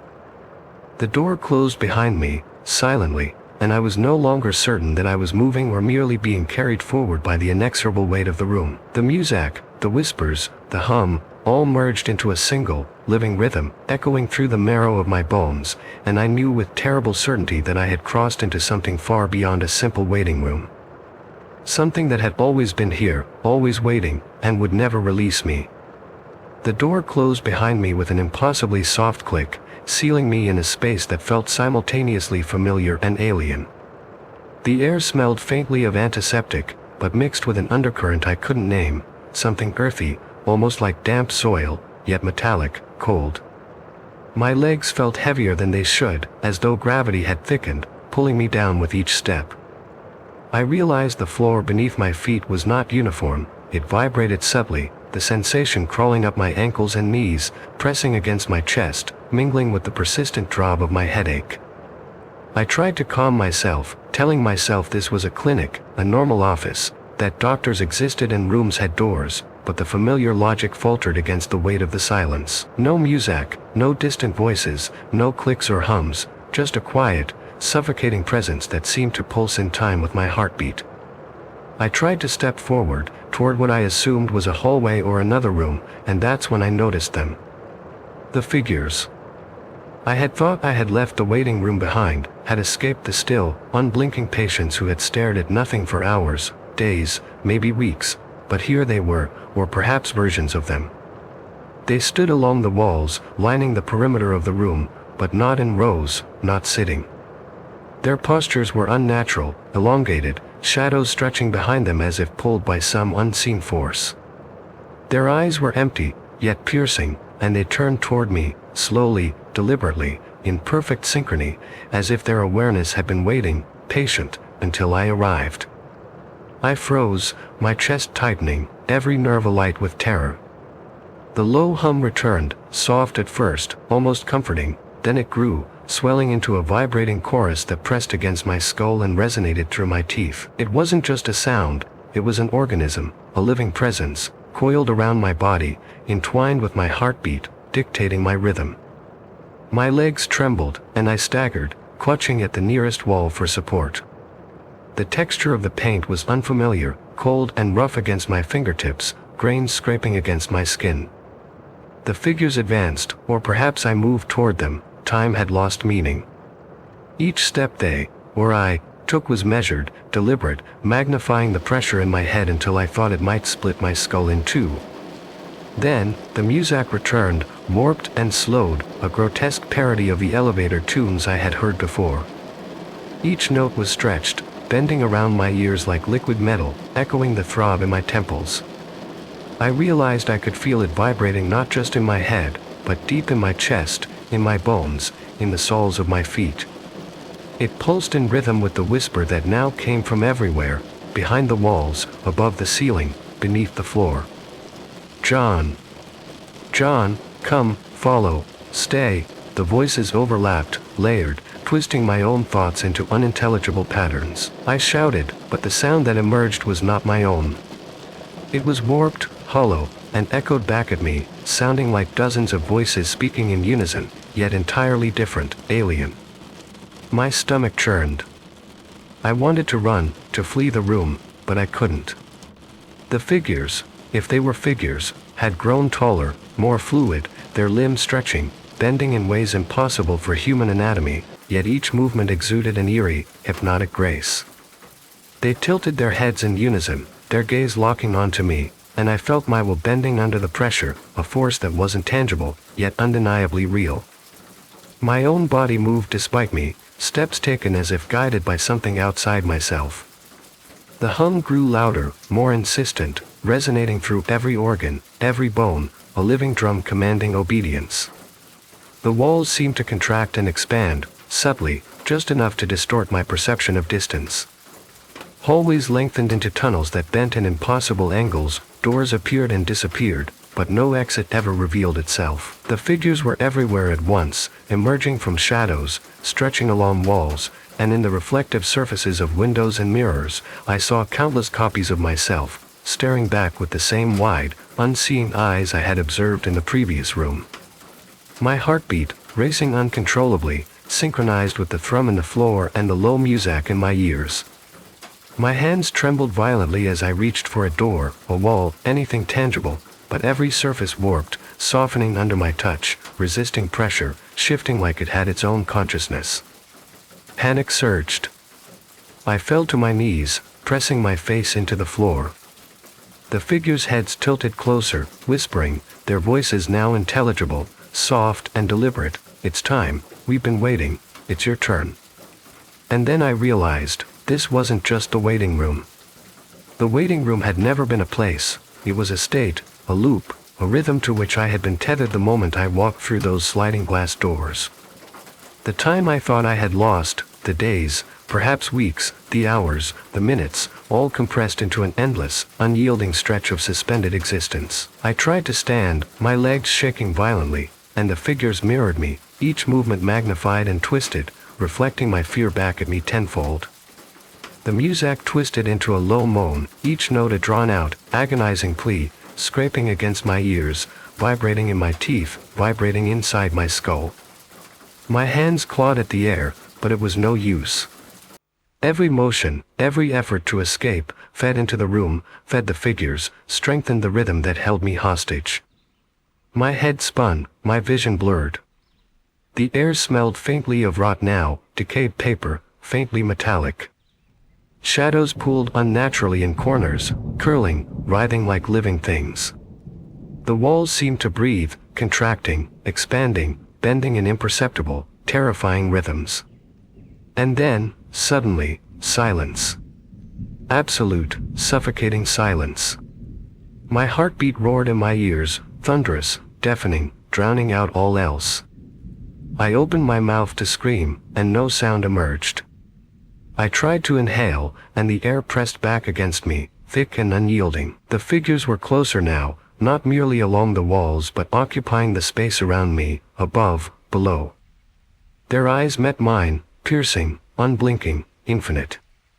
And in that gaze, I felt every second I had spent in the waiting room, the hours, the days, the months, perhaps years, fold into a single, unbearable instant. I collapsed, pressed against the floor, unable to move, unable to breathe. And then, a voice, single, human, yet infinitely calm, broke the silence. "Mr. Jones. The doctor can see you now." It was the same voice from before, gentle, ordinary, almost comforting. My legs moved on their own, trembling, as I obeyed, rising, staggering toward the door. The figures watched, unmoving, yet somehow guiding, anchoring me to the rhythm of the room, the space itself.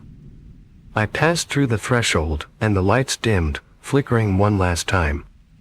The room behind me seemed to vanish, collapsing inward, leaving only the lingering vibration in my bones.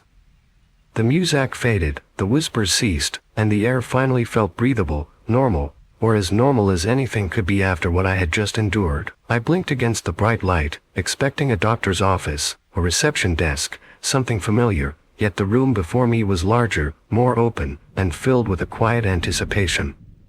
Shadows pooled gently along the corners, undisturbed by movement, but I could feel the latent pressure of all that waiting, all that stillness, pressing just beyond my perception. And though relief surged through me, I could not shake the certainty that the waiting room had not ended.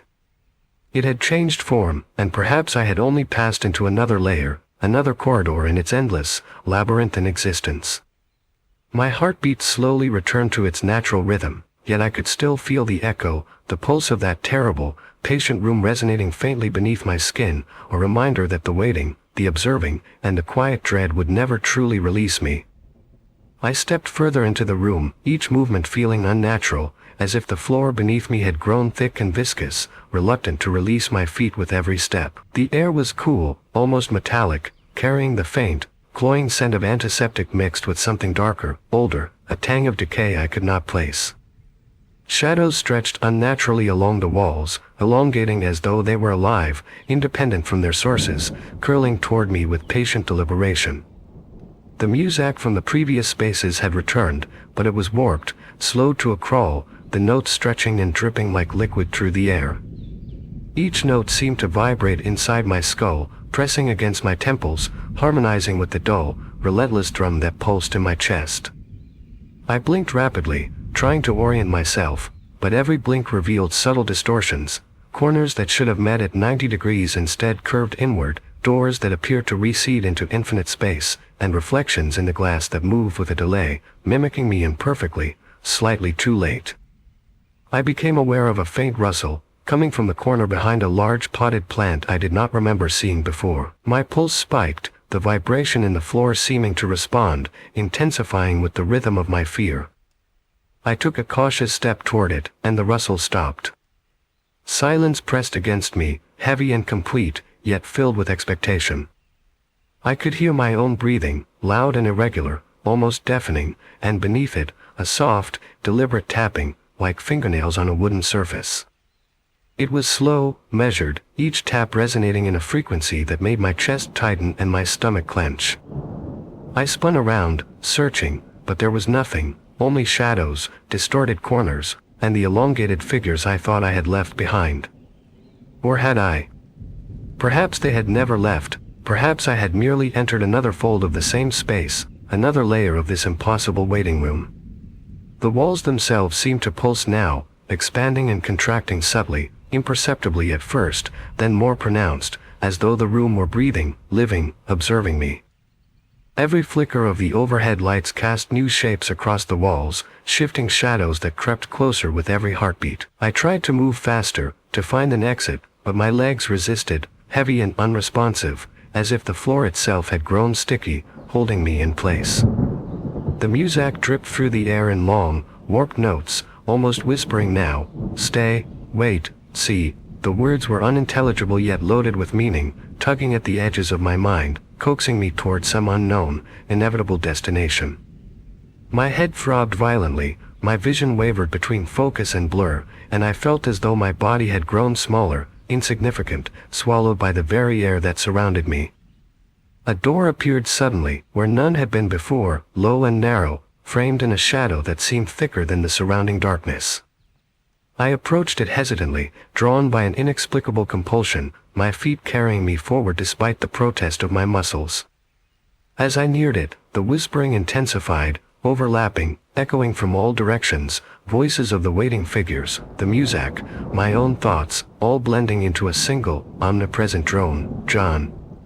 John, it is time, do not resist." The sound resonated through every bone in my body, every nerve ending, vibrating in sync with my heartbeat. I felt my chest tighten, my stomach lurch, a nausea rising that was not merely physical but existential, as if the very knowledge of where I was and what I was experiencing was too much for a human mind to bear. I reached for the door handle, and the world seemed to stretch, elongating unnaturally. Shadows rippled across the walls like liquid, figures emerging and receding simultaneously. One of them, if I could call it that, leaned closer, impossibly thin, and I caught a glimpse of a face, featureless yet horrifyingly aware, a mask of patience and intent. It watched me with an intensity that made my skin crawl, and I instinctively recoiled, but the floor beneath my feet pulsed with a counterforce, as if guiding me forward, compelling me to confront the unknown beyond the door. I grasped the handle, my knuckles white, the metal cold and solid, and pulled.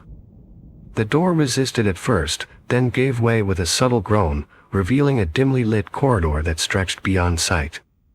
The walls of the corridor were lined with more figures, all identical, all motionless, yet all watching me, their attention a tangible weight pressing against my chest. I stepped into the corridor, and the door closed behind me silently. The music returned, now slowed to a crawl, warped and grotesque, each note vibrating through my skull. The whispering voices merged into one coherent thread, low and insistent. "You cannot leave. You have always been waiting. Now you belong." Panic surged, my stomach twisting, my hands shaking as I stumbled forward. The corridor seemed infinite, every step I took mirrored by shadows that stretched and lengthened behind me, creeping closer, as if the space itself sought to fold around me. I felt my pulse accelerate, my chest tightening further, and I realized with a chill certainty that time here was no longer linear. Every step forward felt like hours, every glance backward 1,000 years. I was trapped in a rhythm I could not comprehend, guided by forces unseen, voices that were neither human nor machine, and figures that were patient beyond measure. My thoughts became jagged, fragmented, as if the corridor itself were pressing into my mind. Memories of mundane life, the smell of coffee, the warmth of sunlight, the sound of traffic, faded into irrelevance, replaced by the oppressive, omnipresent hum of waiting. I heard my own name whispered again, and this time it was clearer, closer, right beside my ear. "John, it is time." I tried to run, but my legs moved slowly, weighted with the accumulated hours, days, perhaps years I had spent in these impossible spaces. The walls pulsed with each heartbeat, each note of music, each whisper, converging into a rhythm that was inexorable, unstoppable. I felt the figures behind me begin to move in unison, stretching, bending, their long, thin limbs reaching toward me, not to harm, but to guide, to enforce the inevitability of the space itself. I stumbled forward, gasping for air, my lungs burning, my throat raw. The corridor seemed to lengthen endlessly, folding into itself in impossible geometries, yet every turn, every step, every shift of shadows brought me closer to something I could not name, a destination I did not want but could not avoid. Finally, I reached a small chamber at the end of the corridor. It was brightly lit compared to the oppressive dimness I had just left, almost sterile, deceptively calm. A single chair sat in the center, facing a closed door. I approached it, compelled by the voices, by the music, by the rhythm of the space that had claimed me. The figures receded into the shadows, fading but never disappearing, leaving only the echo of their gaze and the persistent, patient vibration in my chest. I sank into the chair, my hands clutching the armrests, my body trembling, every nerve raw with exhaustion and terror. The door in front of me loomed, closed, impossibly ordinary, yet laden with the weight of all the waiting, all the observing, all the time that it folded and stacked upon itself. I knew what awaited beyond it, though I did not want to. The music slowed further, now dragging each note like heavy liquid across the air, and the whispering resolved into a single, crystalline voice. "The doctor is ready. It is your turn." "John." My breath caught, my heart thundered in my chest, and for the first time, I felt a flicker of clarity amidst the chaos. Whatever lay beyond that door was inevitable, and I would step through it, whether I wanted to or not. I gripped the armrests of the chair, my knuckles white, my body trembling with a mixture of fear and exhaustion that I could not name. The door in front of me loomed like a monolith, ordinary in form yet charged with an impossible weight, as if all the waiting, all the observing, all the muted horrors of the corridor had condensed into that single plane of wood and paint. My heartbeat thundered in my chest, each beat echoing through my bones, a percussion synchronized with the low, warped music that now seemed to emanate not from the speakers but from the walls, the floor, even the air itself. I swallowed hard, trying to gather my courage, trying to remind myself that beyond that door was a doctor, a human, a way out. But logic felt useless here. Time had already ceased to make sense. The corridor had taught me that. Days might have passed, or decades, and yet I was here, still seated, still waiting. I reached out, fingers brushing against the cool doorknob.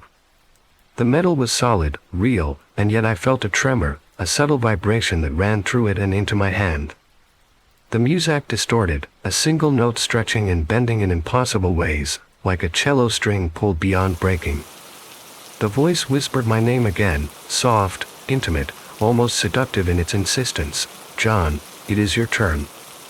"John," my breath caught, shallow and ragged. I felt a presence behind me, or perhaps within me, a weight pressing on my back, urging me forward, guiding me toward inevitability.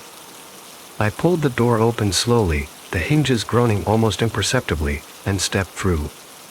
The room beyond was brightly lit, sterile, almost banal in its ordinary whiteness, yet the atmosphere was thick, oppressive, a tangible density in the air.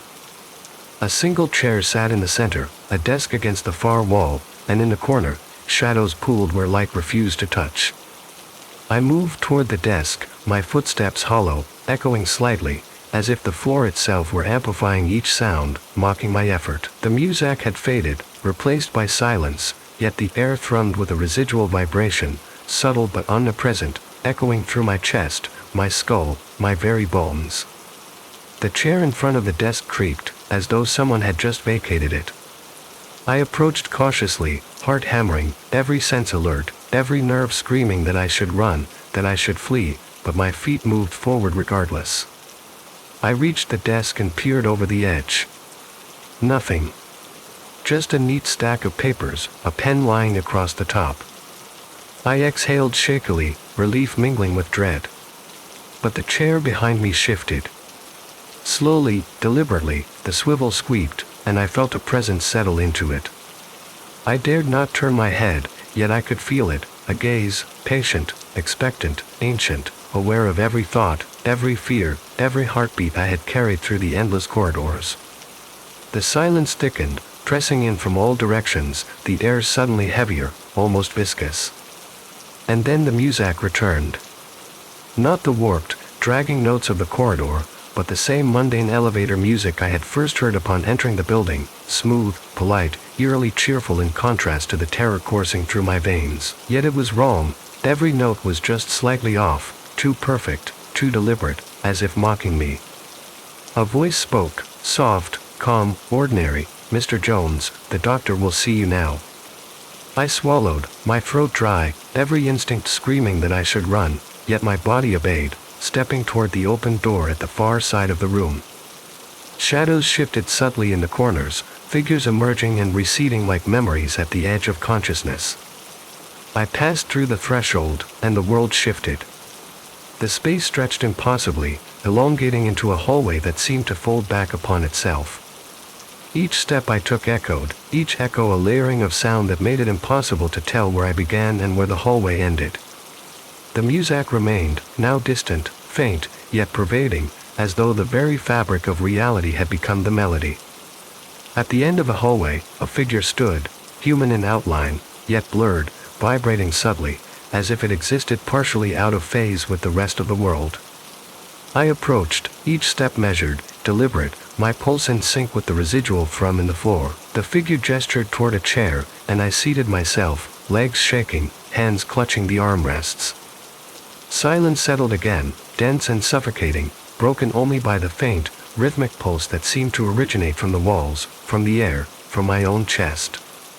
I realized, with a cold certainty, that whatever awaited me would not be an ordinary consultation. This was not about medicine, not about relief. This was about acknowledgement, submission, the final act of the waiting. The figure leaned forward slightly, and though I could not see a face clearly, I felt its eyes upon me, aware of every secret, every fleeting thought, every shadow of fear I had carried through the corridors.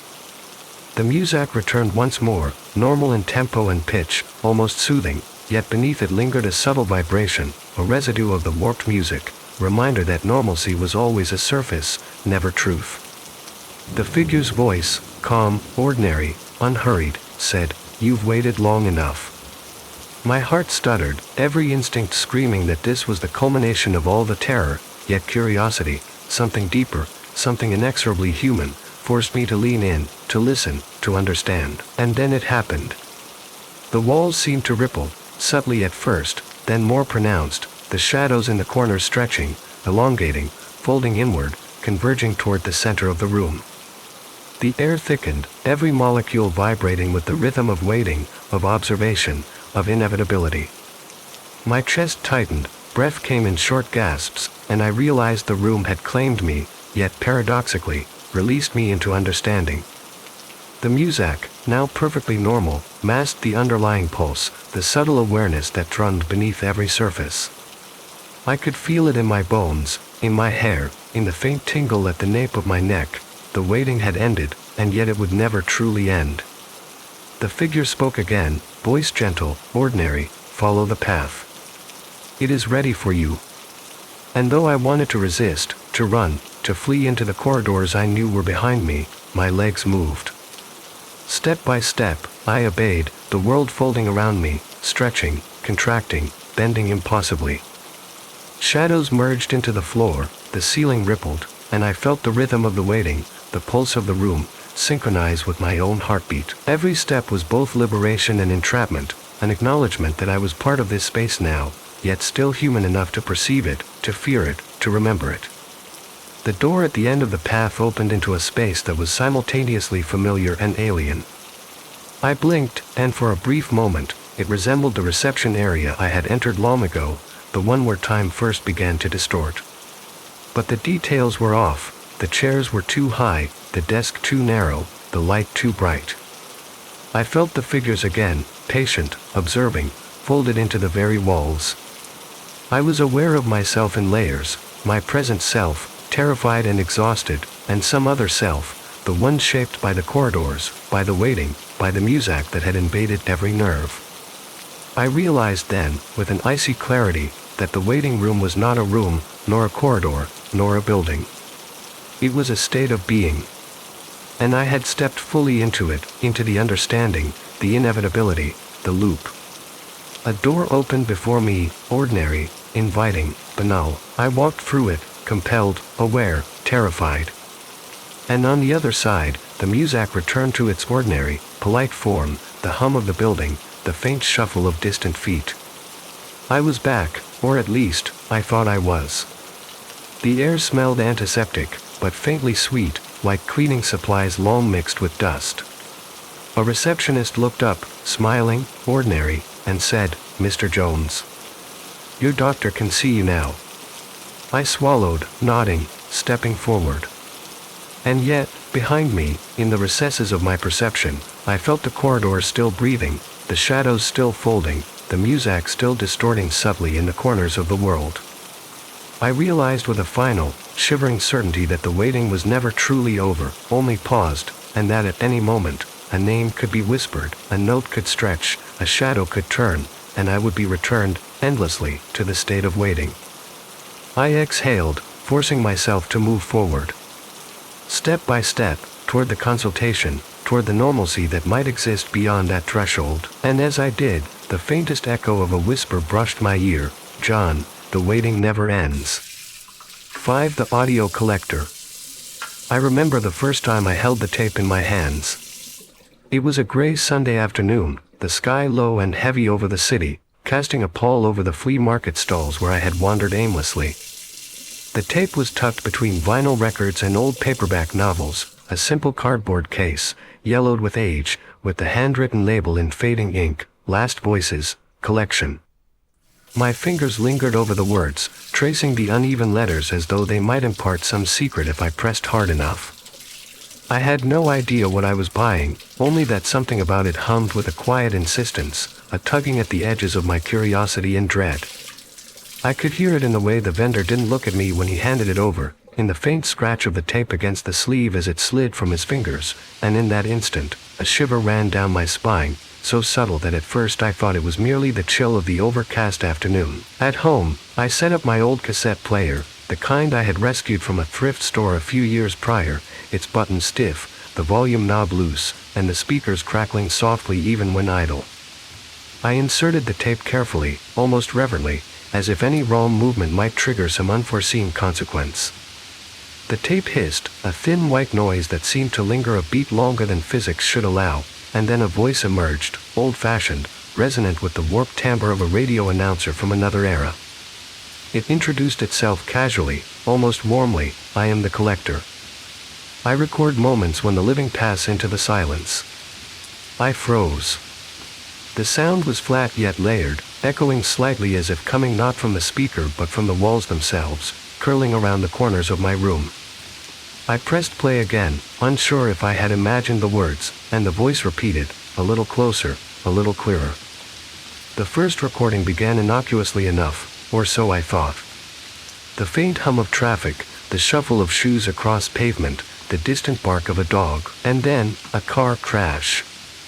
The sound was sharp, sudden, and horrifyingly intimate. Metal crumpling, glass shattering, a scream that twisted into a series of choked, ragged gasps. My stomach churned, my hands clenching the edge of the table beneath the player. I tried to rationalize, telling myself it was merely a recording, a document, nothing more. But the sound had weight. It pressed against my eardrums, reverberating through my chest, and for the first time I noticed it, beneath the recording, faintly, almost impossibly faint, there was another layer. Whispers, soft and indecipherable, brushing against the edges of my awareness like breath on skin. I glanced around the room.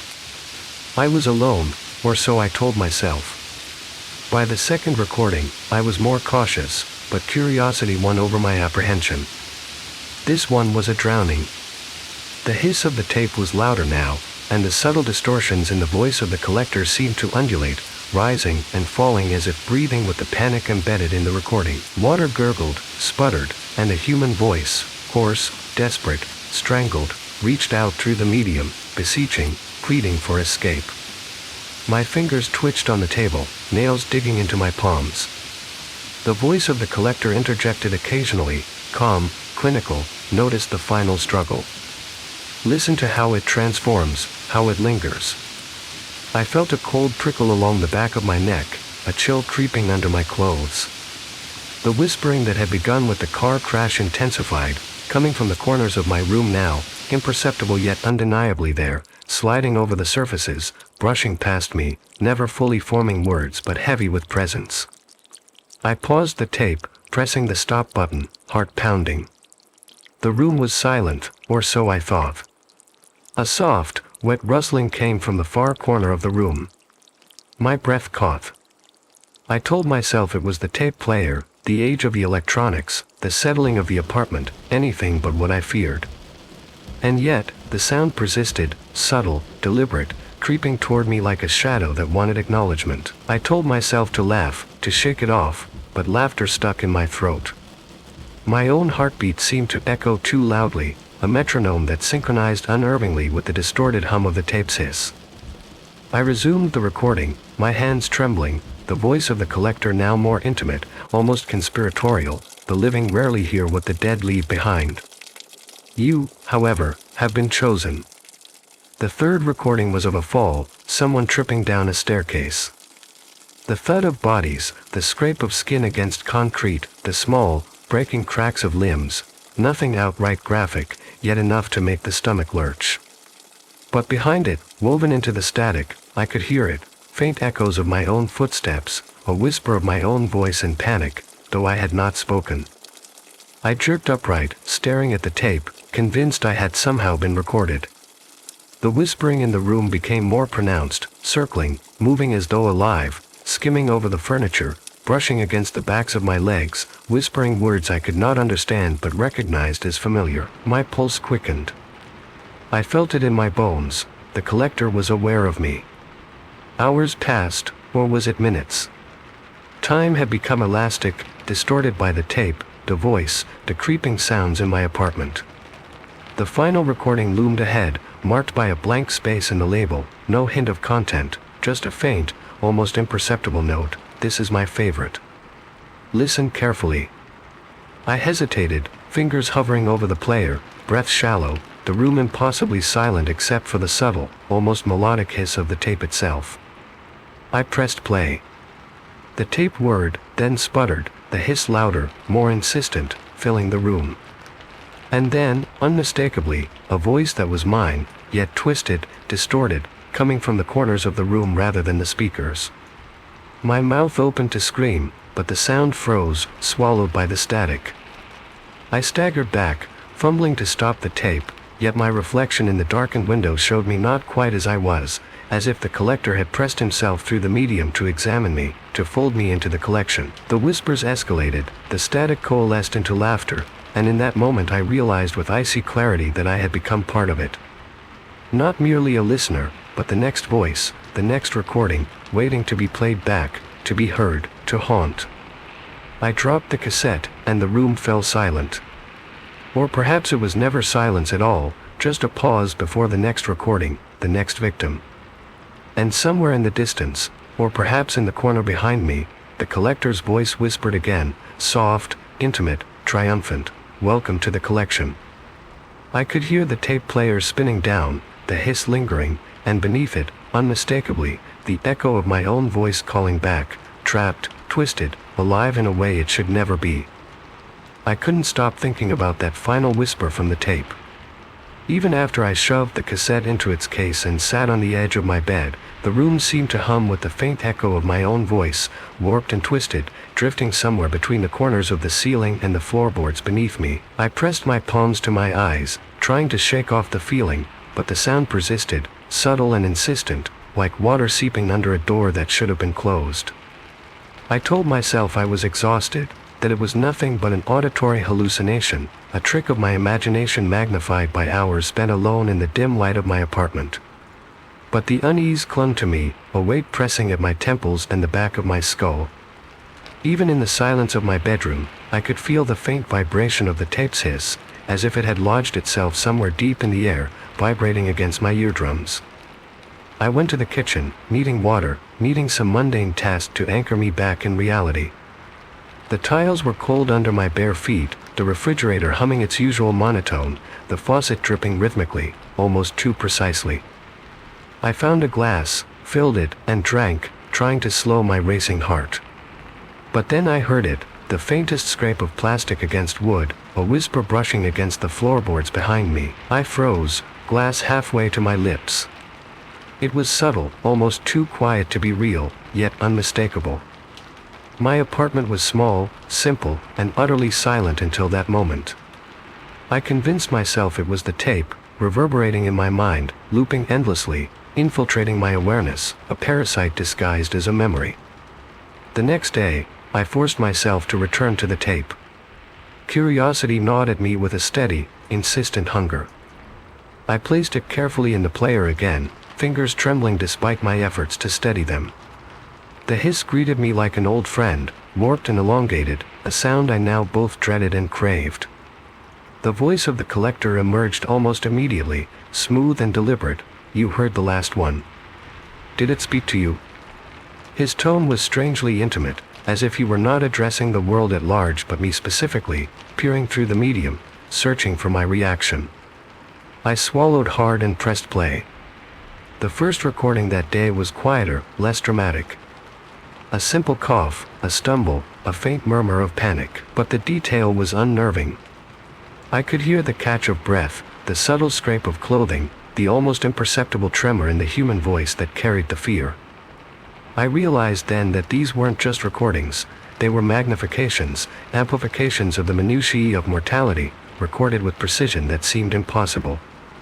The collector didn't merely capture sound, he captured presence, essence, the way someone might feel their heartbeat in a quiet room. By the time I reached the third recording, I noticed something else.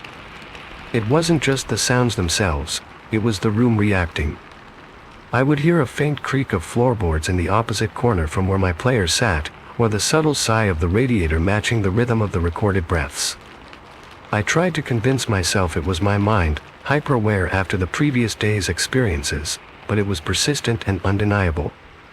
The tape had begun to integrate itself into my environment, blurring the line between recording and reality, memory and present. And somewhere deep in my skull, a sense of being watched began to form, a vague but heavy pressure, as if the walls themselves were leaning in, listening. During one recording, I leaned back in my chair and closed my eyes. The tape played the muffled sound of someone knocking over a stack of dishes, a cascade of clattering porcelain and muttered curses, then a voice, mine. But it wasn't quite right. It was slower, heavier, a distorted echo of my own syllables. My stomach turned, cold fingers digging into my arms. I wanted to stop the tape, to eject it and never touch it again, but there was a gravitational pull, a compulsion I couldn't resist. I realized with a sinking dread that I was no longer merely listening, I was participating.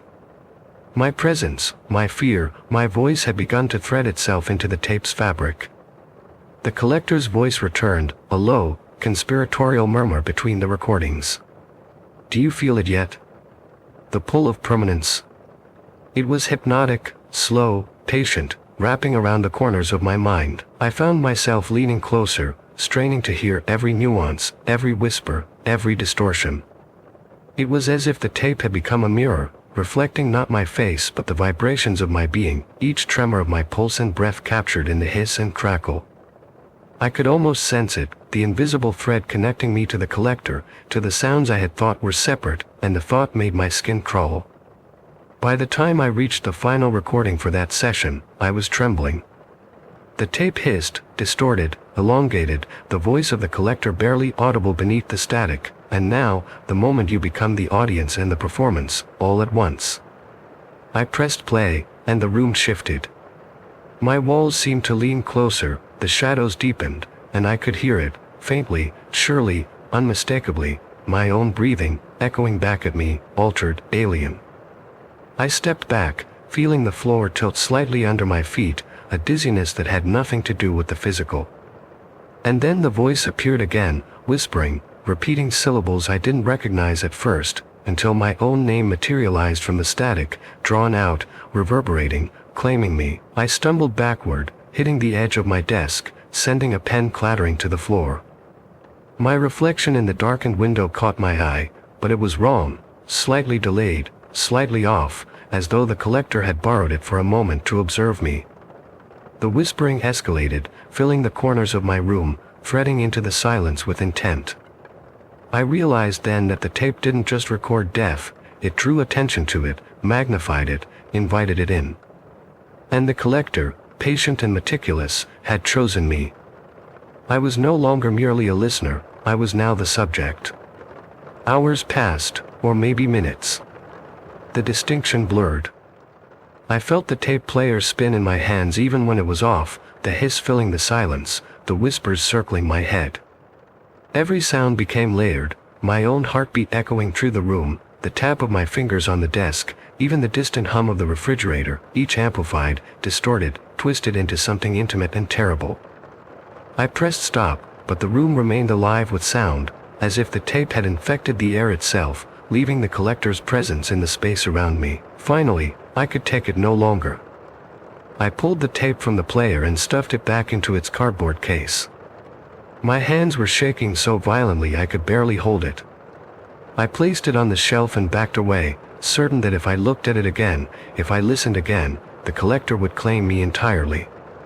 Yet even as I stepped back, I felt it, the unmistakable tug, the hum of unseen wires and vibrations, the sense that I had become another layer in the collection, my own presence woven into its fabric, waiting to be replayed. The tape remained silent, but the echoes did not. They lingered in my ears, my mind, my chest, and somewhere deep in the apartment, the faint, almost imperceptible hiss persisted, whispering my name. I realized then, with a slow, creeping horror, that I would never truly be alone again. The tape, the collector, the recordings, they were patient, persistent, eternal. And I had already stepped into their world. The next night, I couldn't resist the pull. Sleep had become impossible, my body drained yet restless, caught in a loop of anticipation and dread. I carried the tape to my desk, feeling its weight like a talisman, both banal and menacing. The apartment was dim, shadows pooling in corners, the faint hum of the radiator a steady undertone. I sat down, my hands trembling, and pressed play. The hiss greeted me like an old, sinister friend, curling through the room, wrapping around the edges of my awareness, filling spaces that had previously been silent. And then, the voice of the collector emerged, warm, patient, intimate, as if it knew I was listening in a state of vulnerability I could not deny. Tonight, it said, we explore the subtleties of fear, the quiet of mortality you can almost touch. The first recording began with the soft rustle of papers and the distant sound of footsteps, ordinary enough, but the details unnerved me. A chair creaking, a pen tapping rhythmically against wood, a sigh that seemed to linger in the room long after it was uttered. And then, a cough that was so precise, so fragile, I could almost feel the tightness in the lungs, the rasp of breath escaping unwillingly. It was intimate, invasive, and yet I was drawn to it, leaning closer, straining to catch every nuance. The whispers returned, faint at first, curling along the baseboards and edges of furniture. I tried to convince myself they were imagination, yet each time I moved, they seemed to shift, reacting, aware of me in a way that made my skin prickle. By the second recording, the tape had begun to twist time. The sounds overlapped, slowed, and repeated themselves, fragments of previous recordings blending with new ones. I heard distant laughter, fragmented, broken, but not entirely human. It wasn't overtly malevolent, but it carried weight, a sense of something observing, cataloging, marking me as present. My breath caught in my throat. The collector's voice threaded between the recordings, its tone almost conspiratorial. Do you hear it? The echo of yourself in what should not exist. I could feel my heartbeat in my ears, thumping in perfect synchrony with the distorted rhythm of the tape, a sensation that made me feel both alive and absurdly expendable. I pressed forward, compelled, and the third recording revealed something I had not anticipated. It was not a person dying this time, it was me. Or, rather, a version of me, somewhere slightly shifted, stumbling through my apartment, whispering my own name, my own fears, my own panic. I felt my stomach lurch, a cold wave that seemed to slide down my spine and coil in my chest. The whispering escalated, curling around my consciousness, teasing, questioning. I wanted to stop the tape, to smash the player, to cast it away as though the physical act could sever the bond it had formed with me. But my hands remained frozen, and I could not look away. My reflection in the window flickered, delayed, distorted, an echo of myself pressed against the glass, mouthing the words that I could not yet speak. Then the fourth recording began, a sound I can never forget. The subtle scrape of fingernails against metal, soft at first, hesitant, then deliberate, sliding across the edge of an unseen surface. I recognized the timbre as human, yet not mine entirely. My skin crawled. The voice of the collector interjected, slow and hypnotic, "The threshold has been crossed. You are no longer merely observer. You are participant." I realized then that the whispers weren't echoes, they were invitations, and I had accepted. My body trembled as the hiss of the tape intensified, filling the room with static that seemed to vibrate against my bones. My heartbeat matched the rhythm, faster now, jagged, panicked, yet I could not move. The final segment began abruptly. The hiss distorted into a low, grinding vibration that seemed to emanate from the walls themselves. A voice, mine, screamed softly, not words but tones, sounds, syllables stretched and twisted beyond recognition. I pressed my hands over my ears, but it was everywhere, inside me, outside me, in the spaces between the walls, between my ribs, between my thoughts. The collector's voice murmured again, "Do you understand? Every sound is a vessel, every vessel a grave. And now, you are both." My legs buckled, I fell to the floor, curling inward, the apartment spinning, the whispers enveloping me. The hiss coalesced into fragments of laughter, cries, and my own panicked voice, layering into a dense, almost tactile fog that filled the room. I could feel it, the tape, the collector, the recordings. They had shifted the space itself, suspended it somewhere between reality and the medium, and I was trapped within. My own movements were echoed, delayed, stretched into impossible dimensions. The whispering grew into murmurs, then soft chanting, the syllables unintelligible yet weighted with intent. The tape player whirred in strange, irregular rhythms, spinning down and back up again, as though it had a life of its own, a consciousness that extended into the room. My breath came in shallow, rapid bursts. I wanted to run, but my feet would not respond. I wanted to scream, but the sound became my own voice on the tape, recorded, twisted, replayed immediately as though mocking me. Time itself warped. Minutes felt like hours, hours like seconds. The hiss became a tide, washing over me, the voices pressing against every surface, every object, every shadow. I realized with a creeping, inescapable horror that the collector was not limited to the tape. It had entered the room, or rather, the room had become the collector, and I was at its mercy. I could feel the whispering pressing against my skull, shaping my thoughts, bending my perception, and beneath it all, a pulse, mine, and yet not entirely mine, echoing through the static. When the final fragment of the tape played, I heard it, the sound of my own hand dropping the cassette, then the shuffle of my feet, then a distorted, elongated groan of recognition, me being recorded, me being collected, my own panic folded into the medium as though I had existed nowhere else but here, inside this soundscape of the collector's creation. I sank to the floor, clutching my head, the room vibrating with the hiss, the whispers, the impossibly close echo of my own voice. Somewhere beyond comprehension, I understood, I had become part of the collection. I was no longer merely a listener. I was the recording. I was the collected. And then silence. Or the illusion of it. My ears rang with the faintest residual static, the last, lingering touch of the collector's presence. I dared not move.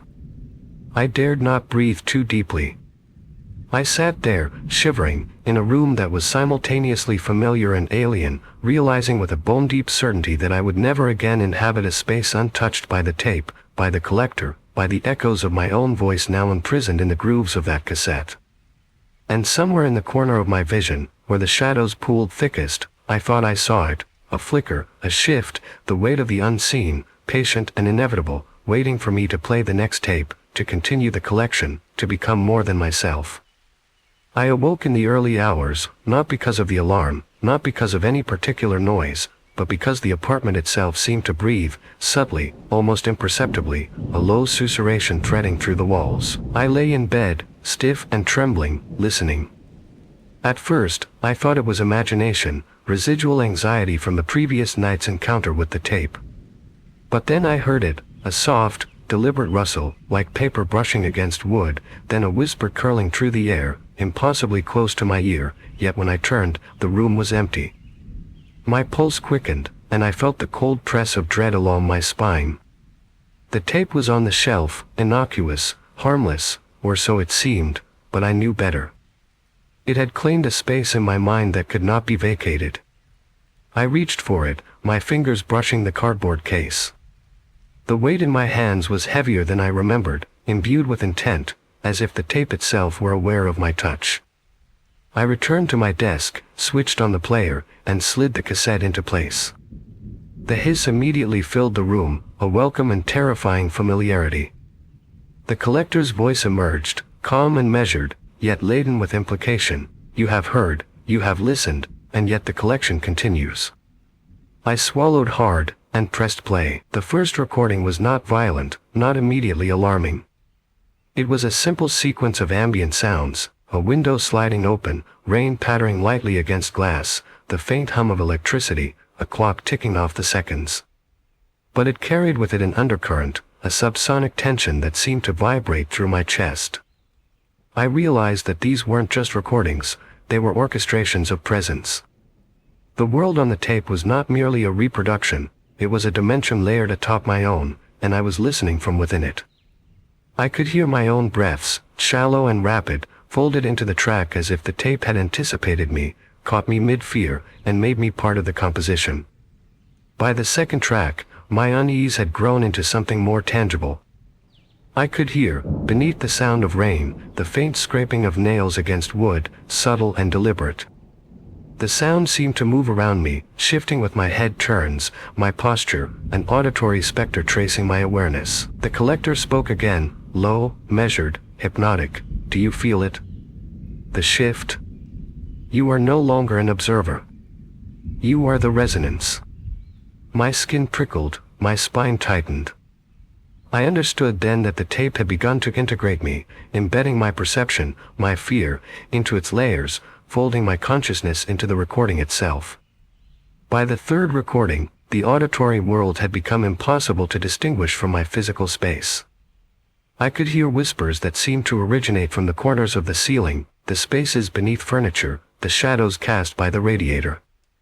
They were not intelligible, not fully words, yet their intent was clear. They were aware of me, cataloging me, tracking the tremors of my pulse and breath. My body moved of its own volition, leaning closer, tilting my head, compelled to listen even as terror rooted me to the chair. Every sound was magnified, distorted, warped, yet familiar. The faint creak of my desk chair, the hum of the fridge, even the subtle shift of the carpet beneath my feet became part of the composition, the collector's voice threading through every vibration. The fourth track began abruptly, a violent distortion of sound that seemed to tear through the ambient space. I could hear a low groan, somewhere between human and something else, stretching, bending, echoing. My own voice joined it, elongated, warped, speaking syllables I did not recognize but understood instinctively. My breath hitched, my vision swam. I felt the room constrict around me, the walls bending slightly, the ceiling lowering, the shadows pooling thickly.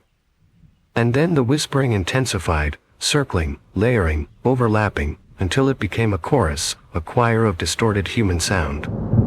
The collector's voice interlaced through the chaos. You see now. You cannot leave.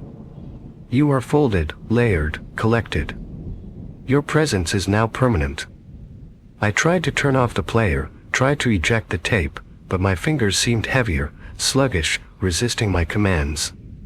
The hiss and whispering pressed into my skull, vibrating against the inside of my ears, aligning with my heartbeat, aligning with my thoughts. I could feel the tape inside me, like it had become a part of my nervous system, a parasite of sound and perception.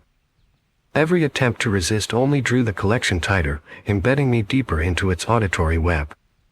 Then the final recording began, and everything shifted. It was not just sound now, it was presence. I could feel the room itself vibrating, the tape projecting not mere noise but intent, a consciousness threading itself through my awareness. I could hear my own movements before I made them, anticipate them, twist them, record them. My pulse raced in time with a deep, distorted resonance emanating from the cassette player. And beneath it all, I could hear the collector's exhalation, patient, meticulous, triumphant. You are here.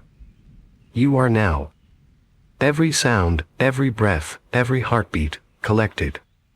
Panic rose, but it was too late. The room no longer belonged solely to me. It was layered with the tape's presence, my own presence reflected back, altered, distorted, folded into the collector's ongoing work. I fell to the floor, trembling, overwhelmed, yet aware, hypnotically aware, of every nuance of sound.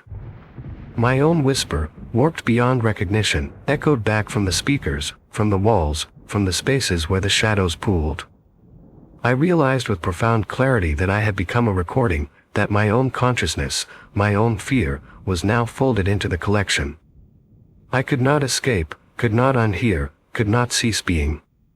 Hours, or perhaps minutes, I had no measure of time, passed in that state.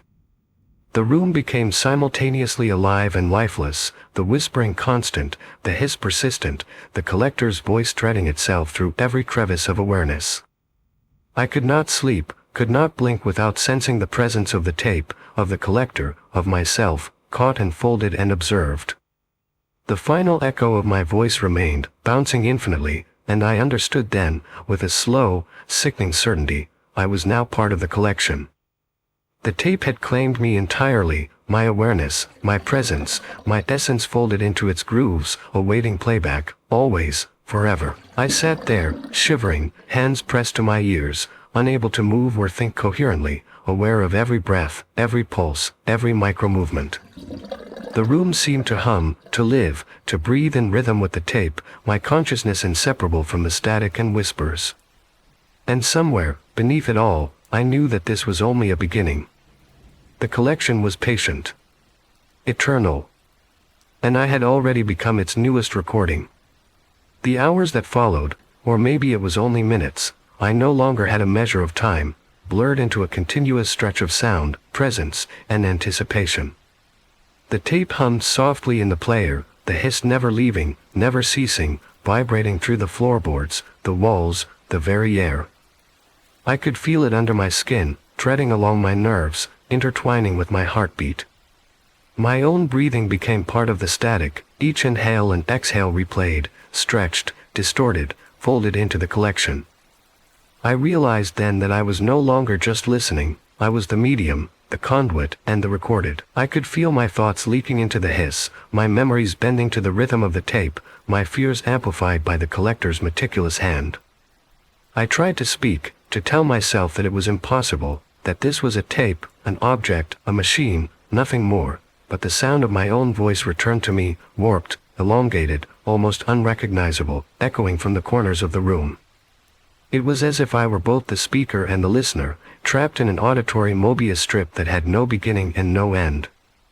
The collector's voice threaded itself in and out of mine, patient, hypnotic, a presence that existed beyond the physicality of the tape, every sound, every breath, every thought, collected. You exist now in layers beyond your own perception. You are both observer and observed. I reached for the player, desperate to stop it, to eject the cassette, but my hands were heavy, uncooperative. The tape's hiss surged, swelling into a low, almost imperceptible vibration that pressed against my ribs and skull, syncing with the thrum of my pulse. The room seemed to expand and contract with the rhythm, walls bending, shadows flickering, corners stretching impossibly far. The whispering returned, now a chorus, layered and multidimensional. It was 1,000 voices, my own included, rising and falling in a cadence that felt ancient, patient, inevitable. I tried to pull away, to flee, but my body no longer responded. My limbs felt fused to the floor, my skin alive with static. And then I heard it, the sound of my own name. Not whispered softly, but pronounced with certainty, a syllable stretched and distorted, emanating from everywhere at once. Sarah. It reverberated in the air, in the walls, in my skull, pressing into my consciousness.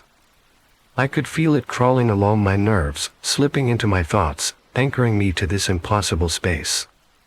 The tape had ceased to be a medium, it was now a presence, a consciousness that had claimed the room, the apartment, and me. My own panic, my own awareness, had been folded into it. I was part of the collection. The fifth recording began without warning.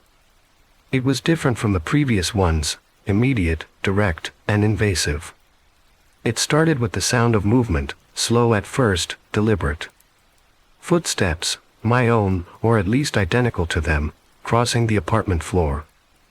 Then a low groaning, a voice crying out in fear, stretched and layered so that it was both singular and infinite. And then came the whispers, hundreds of overlapping fragments of speech, some mine, some unfamiliar, all urgent, insistent, pressing against the limits of comprehension. The tape seemed to anticipate my reactions, my flinches, my attempts to close my eyes, to retreat. Each response I made was mirrored, twisted, played back to me in ways that made my body shiver uncontrollably. The collector spoke again, his voice calm, deliberate, yet suffused with triumph. You have become part of the collection. Your presence is no longer yours alone. Every sound you make, every thought you think, every heartbeat you feel, recorded, replayed, archived, and now, shared. I could feel the truth of it with a physical ache, the room vibrating with the insistence of sound, of awareness, of inevitable integration. I tried to speak, to resist, but the sound of my own voice, altered and amplified, erupted from the speakers, overlaid with 1,000 other recordings, creating a dissonant, hypnotic symphony of panic. Time collapsed. I was aware of the hours passing, though they may have been seconds. Each sound, each echo, each whisper layered over itself, folding in dimensions that defied logic. My own consciousness felt peeled back, stretched thin, interlaced with every other recording, every other captured moment of terror, anguish, or fleeting life that the collector had gathered. And then I heard it, the faintest sound at first, a whisper that was unmistakably my own, coming from the corner of the room, from a space where no shadow should exist. Stop, it said, or at least that was the word I thought I heard, twisted and elongated, almost laughing at my desperation. I realized then that the tape had transcended the medium. It was not a recording anymore, it was a presence that existed simultaneously outside of time, outside of my apartment, outside of me. My awareness, my essence, was now one layer among countless others in the collector's archive. The static hiss vibrated through the walls, the floor, the ceiling, into my very bones. I could feel my heartbeat echoing back to me, multiplied, layered, distorted. The whispers circled my head, moving faster, merging, separating, until I could not discern which was mine, which was not. And then, something new, a sound that I had never anticipated. A tapping. Slow, deliberate, coming from the apartment door. One tap. Then another. I froze, unable to turn my head, unable to breathe normally. Each tap echoed in my skull, perfectly timed with the tape's hiss and the chorus of my own voice. I wanted to run, to fling open the door, to escape, but my body would not obey. The collector's voice whispered one final time, calm, almost gentle, "The next recording awaits. Will you answer?" I could hear it now, unmistakably, my own voice, warped and distant, emanating from the door, calling my name. Each syllable a thread, tugging me toward it. The apartment, the tape, the collector, they had all collapsed into a singular, undivided presence, and I was utterly enmeshed. The tape player clicked, hummed, and then emitted a sound like the tearing of thin paper, a noise simultaneously intimate and horrifying. And I understood, with an icy clarity, that the collection was complete, and I was its newest addition. My own consciousness had become the recording. My fear, my panic, my awareness, my very self, folded, archived, and impossible to escape. The taps continued, slow and insistent, and then stopped. Silence, or what I perceived as silence, layered with the residual hiss, the whispering, the echoes of countless recordings. I dared not breathe too deeply. I dared not move. The tape lay on the player, innocuous, passive, but charged with inevitability. And then I heard it again, not from the tape, not from the shadows, but directly from inside my own skull, my own voice, calm now, patient, repeating, as though recording itself, "The collection continues. You are part of it."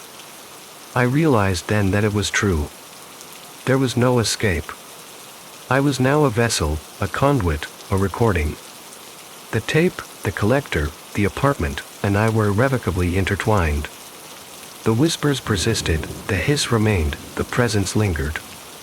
And somewhere, just beyond comprehension, I knew that another tape would appear, another recording, another participant, another consciousness to be folded, archived, collected. And I was both witness and instrument, part of a system I could not influence, a collection I could not leave, a presence that existed forever in layers of sound, silence, and inevitable observation. I closed my eyes. The hiss continued. The whispers continued. And I understood, fully and completely, that I had become what the collector sought, a voice captured, a presence archived, an existence folded into eternity. And somewhere in that distorted, infinite space of sound, I could hear it, the faintest, chilling certainty, that my own voice would continue to call, long after I could no longer distinguish the real from the recorded, the living from the archived, the self from the collection. And now, the night has passed, the stories have ended, or so we think. The 5 stories you just heard, every breath, every moan, every sound you thought harmless, they are still with you. In your ears. In your mind. In the sleep you are about to drift into. The houses, the gardens, the deliveries, the waiting rooms, and the voices, are still waiting. And if you are not careful, you might become part of them. Let the night continue. Listen. Feel. But do not open your eyes. Because sometimes, it is the dream itself that is the true nightmare. Thank you for staying with me, in the darkness, where every sound can be an invitation, or a warning.